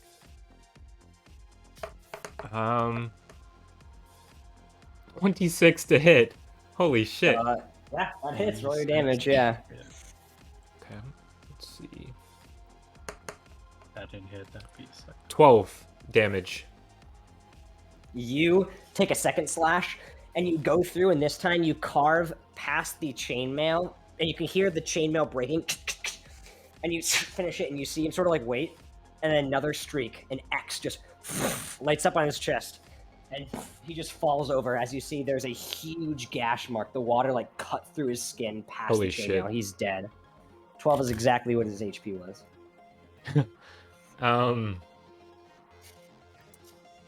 Is that door in front of me open or is that closed? It's open. Yeah. Oh, so big boy. I guess I can only move, right? At this point. So all you can do, yeah. You've used your bonus action, so all you can do. Has he seen me yet? Has I guess he would see that. Would he see that? He sees one of his friends drop, and he looks. And does he see? Looks backwards. Oh, but he hasn't He seen. just looks. You don't know if he's seen you.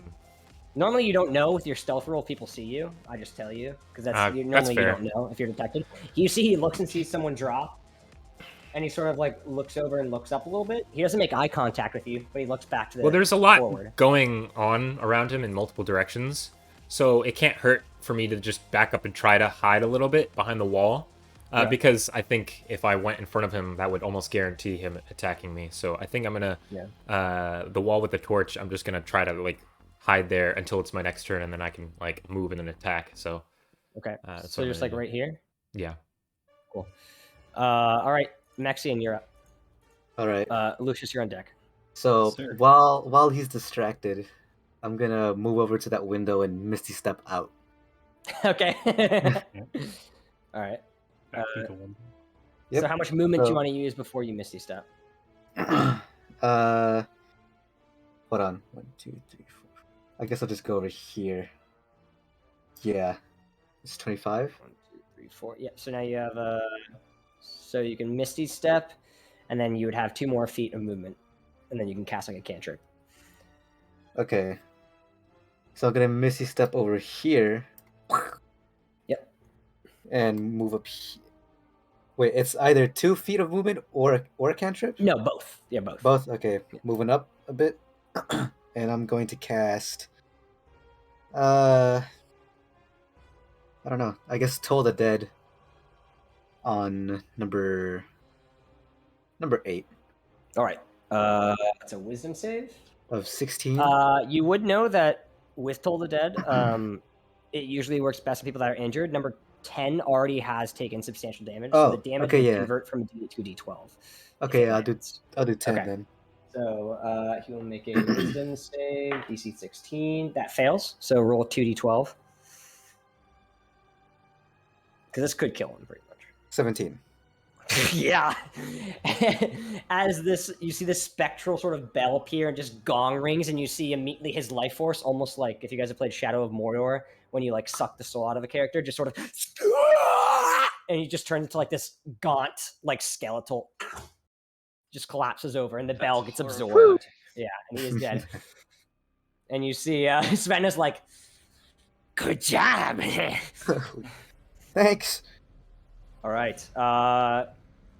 So your giant elk is just going to do what it does on its turn. It's going to attack in defense because you can't command it. It's just going to do what a giant elk does. It's going to attack standardly. It's going to try to ram him. So giant elk ram. That will be a 11 to hit. As you see, Dearth sort of like puts up his shield and blocks it. Die, beast! It's the giant elk's turn. Actually, giant elk's going to. Isn't it a plus 6 to hit? Or Yeah, I did you got a already put 5. that? I got a natural 5. Oh, damn. Okay. Yeah, so only 11 total, yeah. Okay, so Lucius, you are up. Alright. So I can't move out of here, else opportune attacked, obviously. Pretty much, yeah. What if I jump out of here?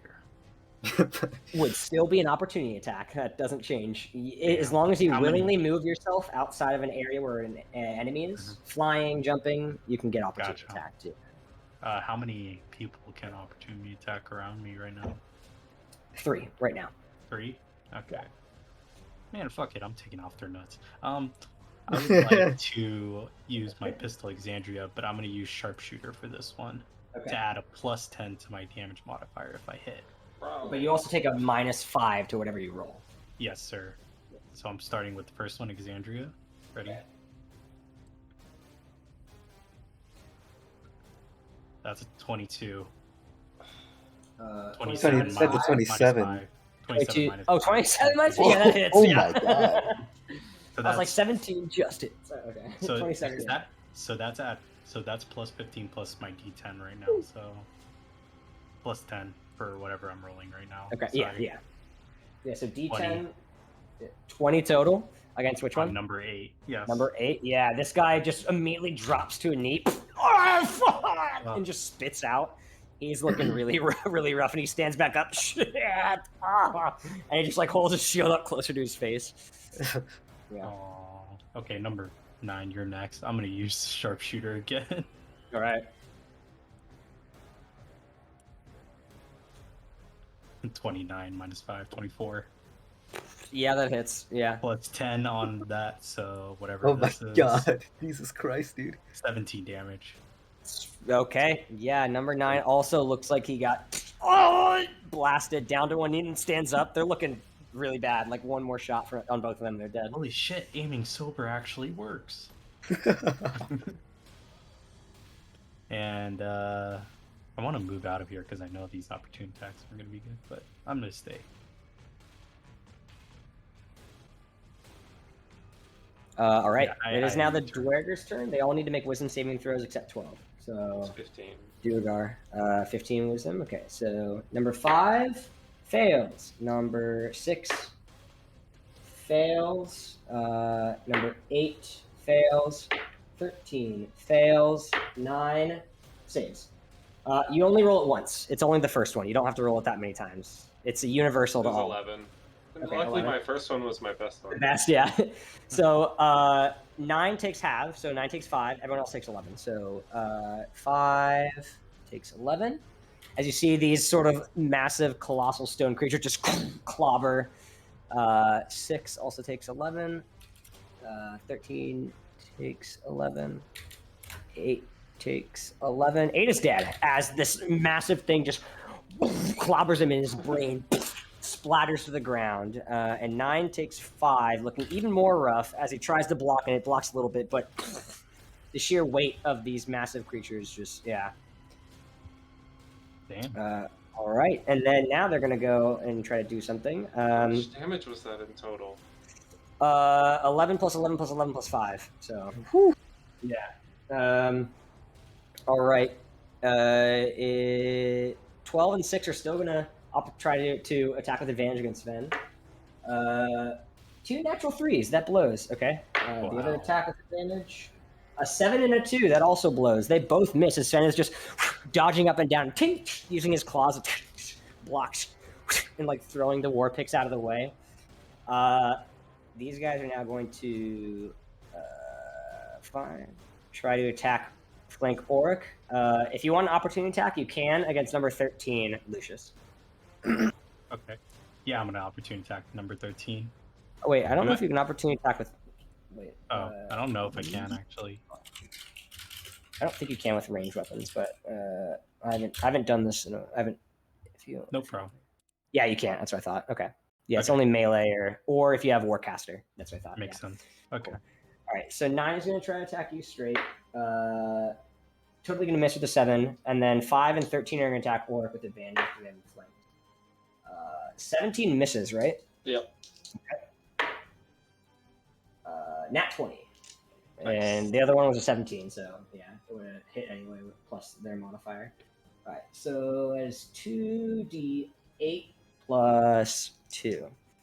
All right, that is 9 points of piercing damage as you clearly block one and the other one goes low and cars and pulls a bit of meat out of your ankle. So 9. Cool. All right. Wow. Yeah. Dirty move. But Orik, you are now up. All right. Let us do a quick celestial burst on the big dude. Mm-hmm.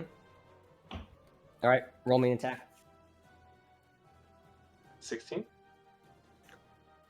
That just hits. All right. Nice. 13 damage.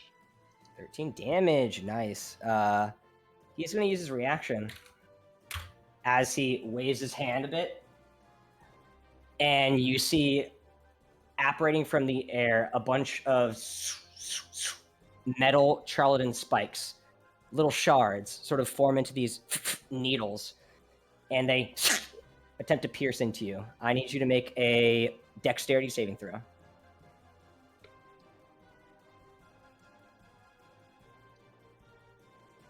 Who? 12. Orik.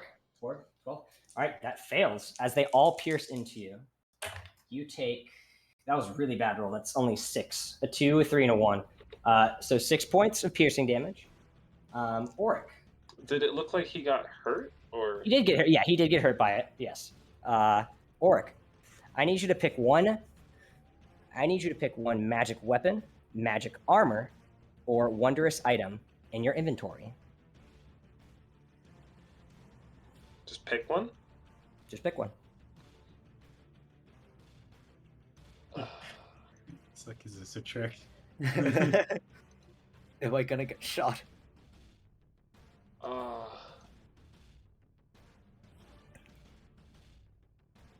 It's got to be the footwear. Picking the spider boots.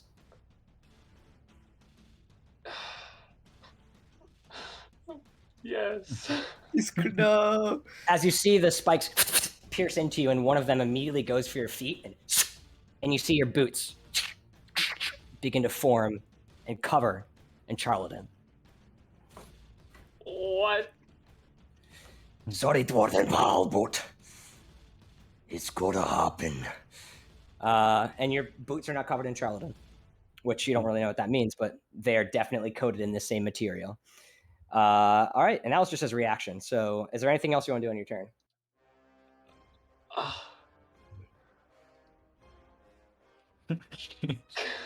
Like so offended. Can I This is going in the book of grudges. You'll remember this. Can I put my shield away? You can, yeah, you could withdraw it, for sure. That's just gonna lower your AC. That's all it's gonna do, though. Yeah. But I'm not gonna get hit with it and lose my item, right? I don't know. I mean, you also weren't wielding as a weapon your boots, so True, but they were on. they were on. Yes, your person, Oh god. just as your shield is.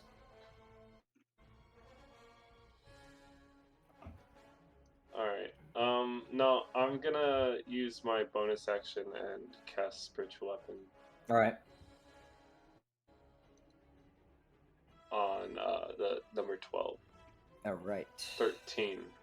13. Boom. Does that hit? Oh, number 12, not 13. Oh, number 12. I hit I rolled. Oh, you've got a 13. Yeah, 13 misses as you go to swing, and it just sort of blocks it up.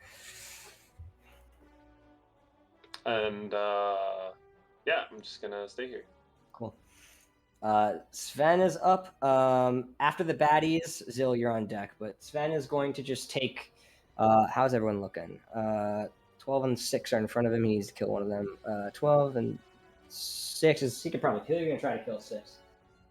He's gonna use his bonus action to get some flames on his claws as he slices his arm open, and you see flames erupt from his fingernails.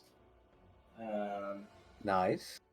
So that's he Nice. So he's gonna take 6. That sucks. 6 points of fire damage. That's the worst it could have been. Okay. And then he's going to take 2 attacks. First one is a 22. That hits. Second one is 11. That misses. So that is 5. All right, so that's 10 points of damage. Some of it's piercing, some of it's fire. But 10 to him. Number 6 is still up, but looking really, really rough now. And that is Sven's turn because he doesn't want to get opportunity attacked. All right, that means next up is Dearth, and Dearth's going to take a swing at this elk again. Okay. That will hit. That's for sure going to hit. That's 10 damage max. All right, Dearth, let's go. As he clearly... No. In Mexian, you hear this cry out from the elk in the other room as he tears into it. I gotcha now, beast. It is now Zardarok's turn. As he is going to... Also, Orik, I need you to make a Constitution saving throw, by the way. Yeah. Because you're concentrating, yeah. 15. That saves. Zardarok is going to... he is going to take 2 shots at you with a familiar spell that you would know is Zyl's Eldritch Blast. As his glove glows, he shoots twice at you. 25 to hit. 22 to hit. So both of those hit. That is going to be... Oh, yikes. Okay. 17 points of force damage as you just immediately... This light, almost like weird purplish green bolt just shoots you twice in the chest. 17 damage. and you see him just sort of, almost like a gun, blow it out, and you see this weird sort of mist trail off. And then he is going to go into the other room. 5, 10, 15, 20. Hello, Boyle. As he looks at you, Zyl. Is it my turn? Or... Yep, you're up now. Yeah. Oh. I heard what you did in there. Or I need you to make 2 Constitution saving throws. Sorry. Okay, a 4 and a 9. Yep. You drop your Spirit Guardians.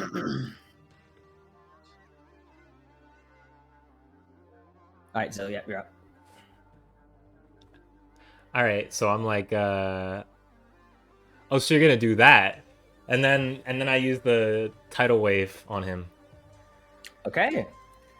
Tidal wave. So he has to make a DC 15 strength saving throw, I believe. No, Dex save. Interesting. Okay, Dex save. All right, let me see. And it's in large state. Okay. Cool. As you see this, you sort of whirl your sword around. You see this sort of pool of water sort of fall from the sword as it creates this tidal wave, and he's like, Fancy. He's gonna make a save. It's a Dex save. I think he fails that. So, yep. So he takes 4d8 damage and is knocked prone.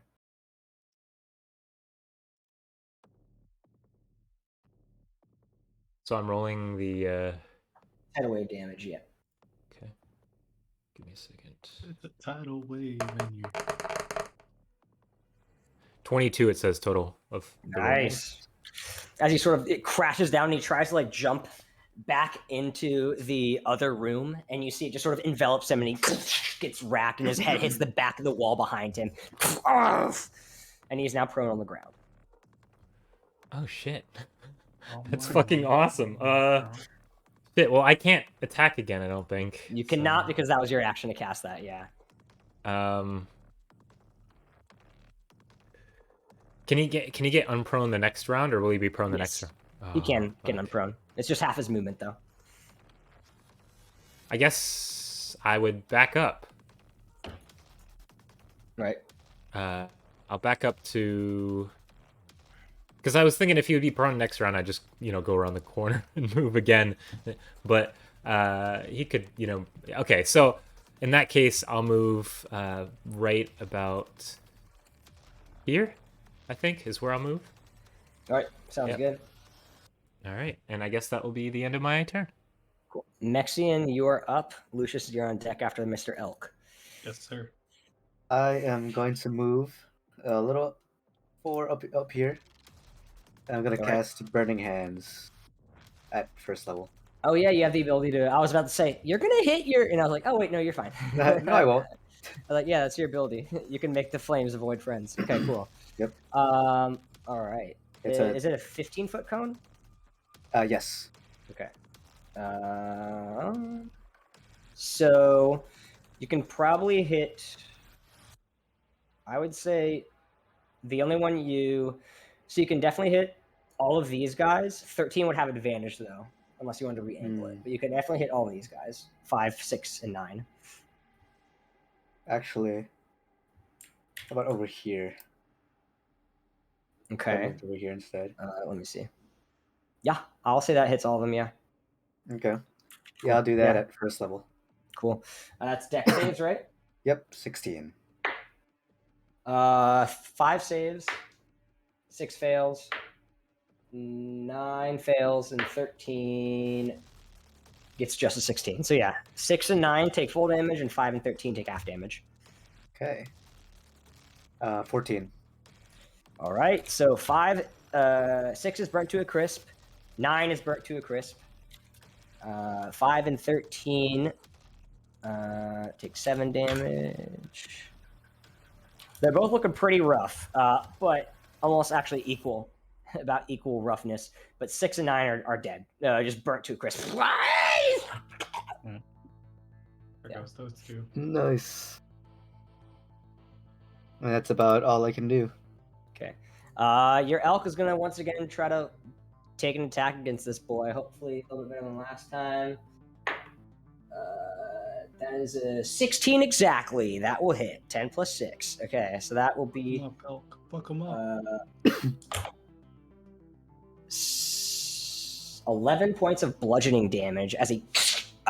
and you hear from the other room what sounds like a Duergar getting gouged. Does not sound good. That voice does not sound happy. Lucius, you're up. All right, okay.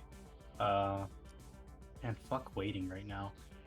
First, I'm gonna take my first shot over here at Mr. Frighten 12. He has actually not been touched yet. I will mind you. Also. Okay. I'm gonna go fucking psycho here. I'm gonna use a violent shot on him to add to my misfire. You would have to move right here to fire at him, I would say. Gotcha. Yeah. Okay, that's fair. Because there's a little post wall there. Yeah. I'll move right here. I'll add +2 for my misfire of 1, so that's 3 on my misfire. Okay. And I'm gonna use sharpshooter for this one too. Okay. Let's see if you can one-shot this boy. Okay. Ready? Here we go. On his war axe, and he's smacking his shield like tung tung, trying to like goad you. Yeah, that's a 15. No, 16. 16. 16 just hits. You're very lucky. Yes. That's exactly the AC. Yeah. Okay, I'm gonna. So this is +10, and then I have to roll another d10. Okay, so 2d10 plus 5 plus 10.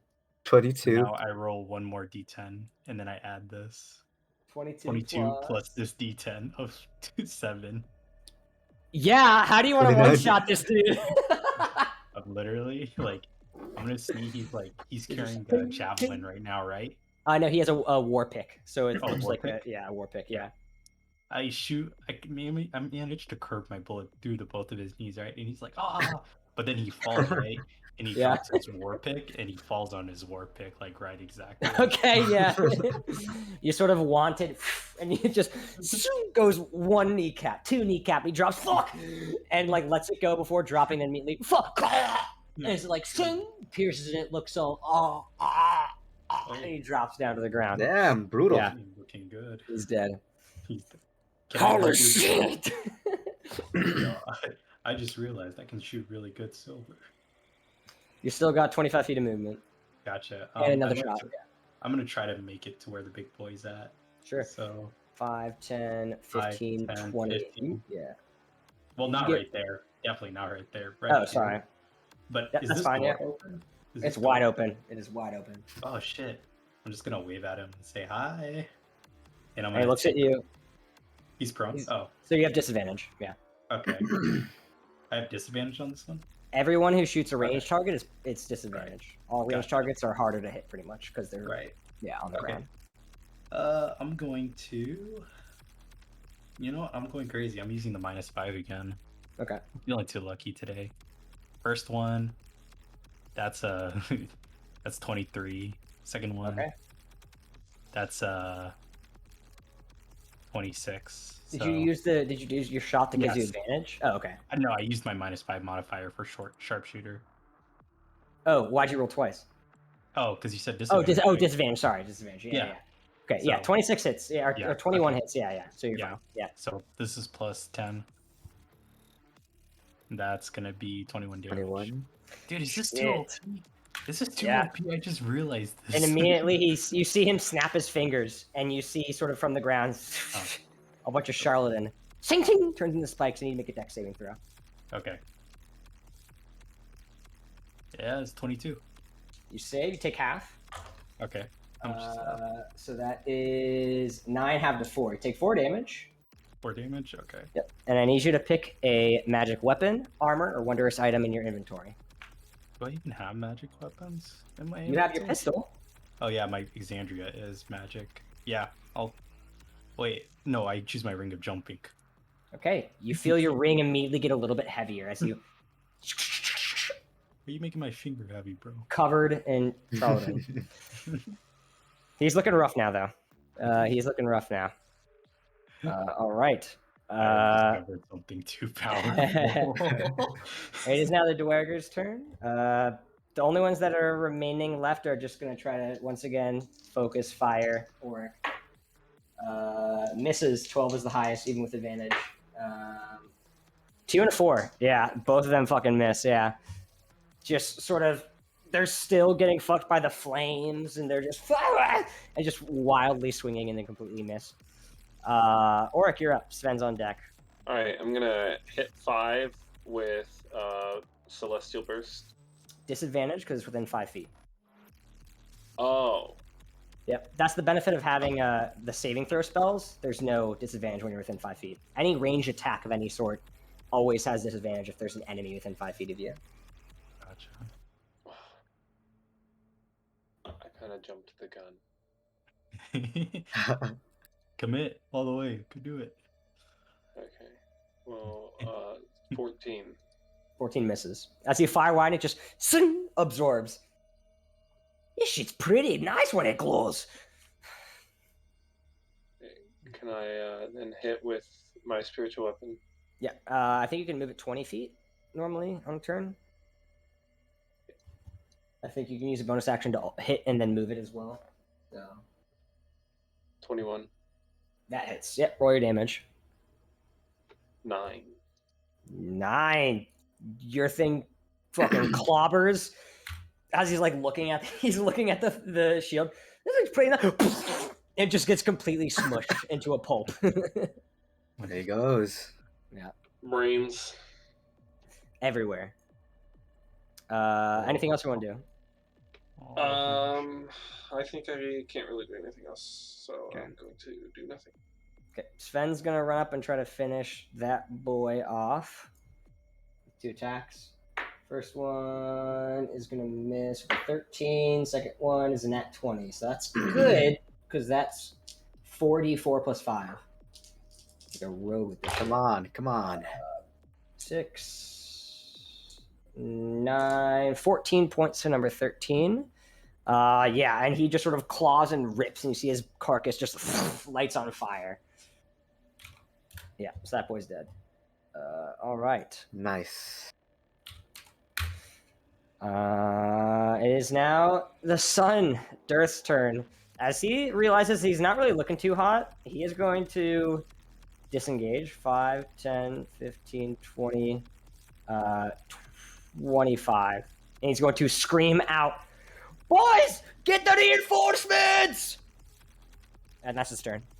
It's now Zardarok's turn. He's going to spend half his movement to stand up.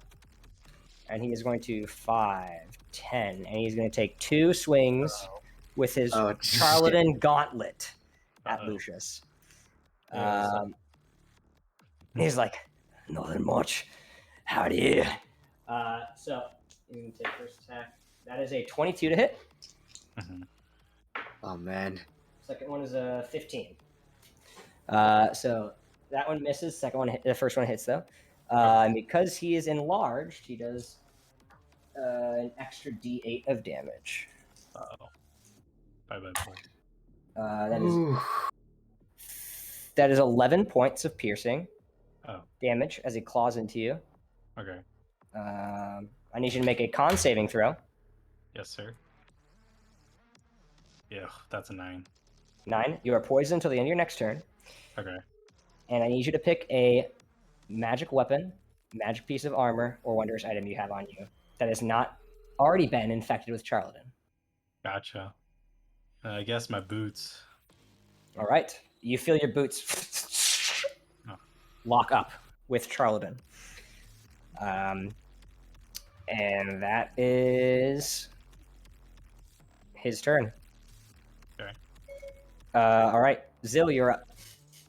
All right. I run up to him with my sword and I slash him, the big boy.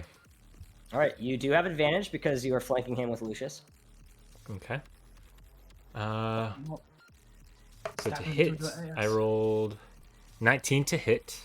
Oh, That well, hits, yes. Okay, yeah, it's 24, 19, yeah, okay, it hits anyway. And then damage would be 8 damage. On the first one, I guess. Do I have 2? Was it? Yeah, you have Okay. 2 attacks. Roll me a d20 though beforehand. Yep.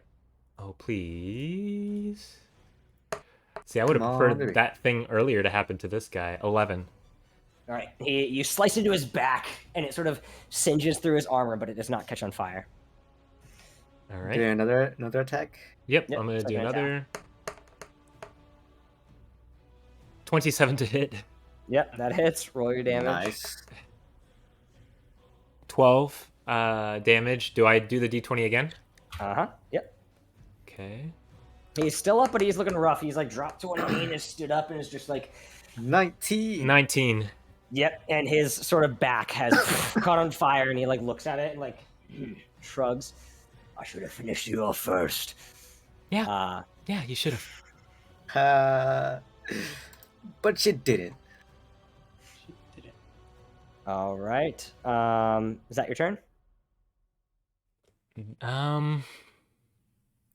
Yeah, that's my turn. All right. Mexian, you're up. Lucius, you're after this giant elk. How? Which it doesn't matter because it away? can't do anything because it's stuck in this room and it's just going to start bucking around like claustrophobic Alright. as fuck. I'm gonna toll the dead on Big Boy. You have to move closer. I would say he is. Do I? It's hard to see him in range right here. Yes. Okay, I'll move. Like Because over this, here. I would say, literally this and this are definitely. There you go. Yeah, you can for sure see him then. Yeah. All right. That's 2d12. Let's make a wisdom saving throw. Ooh, that's no good. Doesn't even matter. He got a 21. So Damn. Totally fine anyway. But can they You still still take 3 damage? Because you have your thing. I Yeah. forgot you have your thing. Yeah, 3. I did 6 damage, so it's only 3. Nice. He still takes 3. He's just the bell rings and you see his arm just like swipe the ghastly bell away and just fades. Oh well, you can't win them all. Anything else you want to do? I don't think I can do anything. Nope. The elk literally is just going to ready for if someone walks into the room and smack him. Lucius, you're up. Fucking bastard. Ugly ass twerk, dude. You think I gonna fucking like die here? Good one. I'm going to use my can I use my Exandria pistols or did I say my boots, right? You said Yeah, you said your boots. boots and ring, yeah. I mean you could Yeah, still so I could- the effects haven't changed. You still have the benefit of your Alright. ring of jumping and boots. It's just they're coated in Charlatan now. Oh gotcha. Alright. We're gonna be using violent shot now. Okay. So 5 on my modifier for this one. And You also then, You also have disadvantage because you're poisoned. gotcha. And we are also using the -5 modifier for sharpshooter. Okay. Going psycho. Okay, ready? Okay. First one's 22. All right.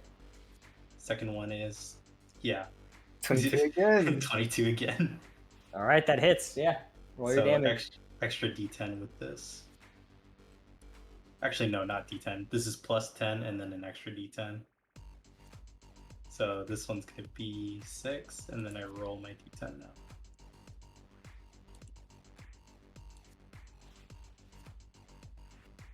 So 6 plus 10, 16 plus 5, 21. 21. How do you want to do this? I'm gonna be like, okay, you ugly balding thing. So like where his gauntlet is, I'm gonna just aim right at the little elbow area right there to just knock it off. When you see his arm just flies and slides in the shore. Fuck! Not the Infinity Gauntlet. Not the Infinity. Sorry, I can't give you a hand right now. Oh. That was bad. And he just starts to bleed and bleed and bleed, and his head just gets like, and he just like falls. Oh, is he still alive? You like kick him, and he's not moving. There's a lot of blood. Wait a minute. Does he shrink in size now that he's dead? Make it, he does shrink in size. You can also not make a ranged attack non-lethal. So, yeah. So Can we take one of his teeth? Let's take some of his teeth. I ain't touching him. I'm not touching that. No, I'm not. I'm not doing You that. hear from behind him, "Father!" Hey, we're screwed. We don't have any prisoners. Bro, you were wasting your time with an elk. Like, what the? Yeah, no. You're right. I forgot we were supposed to do this non-lethally. Yeah, we don't have to do to send back. Wait. Dirt's here. Who? Dirt. Oh. How you doing? Is that your turn? No, I'm looking at Dirt. Oh, Guess he's like mid sprint on the opposite side of the way. Yeah. I'm gonna move up a little bit, Dirt. I'm gonna give you a nice little shot to make sure you don't run away. All right. Shoot his legs. I'm gonna shoot his leg. All right, with roll my attack to second hit. pistol. -5 for sharpshooter. Wait, but that does more damage. Yeah. Well, it's okay. It's hopefully it doesn't kill him, but this is gonna be -31. He already took 11 damage from the elk. I think that's a nat 20 also. Is that a nat 20? That's 19 plus 12. Oh, it's 19. Never mind then. Yeah. Yeah. So you fired him. Roll your damage. Yeah. Okay. Yeah, that's gonna be 21 damage. Yeah. He moves to his side, and you bust both kneecaps at the same time. He falls, smacks his head, and he's dead. Oh shit, he's dead too. Yeah. Yeah. I don't know what you were thinking. He got like gouged to half health by that elk. So yeah, that was a terrible idea. Lucius, you killed everybody. He killed everybody of relevance. I thought they were gonna be okay. It's a gun. You're shooting them with a gun. You cannot make any range attack non-lethal. It's impossible. Look, only melee attacks. All I'm saying is, guys, 90% of the time I'm usually on these drunk. Today was not a drunk day. Apparently he functions better drunk somehow. No, I sober. way less better. So. Well, Alright, it just works then somehow. All right, So, well, he called for reinforcements before he died, so. So I'm going to say what you guys, clear, what you guys see right now is a large group of. I'll get to the hallway if I can find it. There we go. Okay. What you guys find is what looks to be 4 individuals, So far away. and also a massive, weird sort of semi. What the fuck? Skeletal and half like flesh ripped ogre just sprinting down the hall. Your leader's dead. And that's where we're gonna pick up next episode. So Oh my god. Yeah. Hey. Yeah. So they'll be rolling their initiative, but we're gonna keep you guys having the same one. Okay. But yes, there's more people in this building. All right. Yes. But yes, I know it's late for you guys, so that's where we'll end. But yes, you guys defeated the individual in charge here, while at the same time also 2 of you, specifically Lucius and Orik, a handful of your items got turned into Charlton, whatever that. Oh shit, they're means. still Charlton? Nope. Yeah, you killed him, and they are still covered. Damn. Yeah, killing him did not do anything.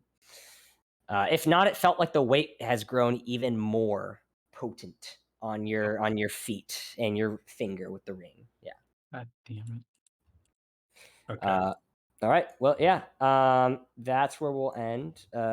Good session. We'll pick it up in only a couple days because we're gonna still meet on Sunday. So you got a lot of D in the past couple days. So Double Trouble got some finishing out the area, and then we'll see how 10 Towns is. I hope we saved it. I hope we saved it. It's All gonna right. be burned to the ground, bro. Good thing we got our reward beforehand. True. All right. Thank you, guys. Well, thanks for watching. Appreciate it. Take care.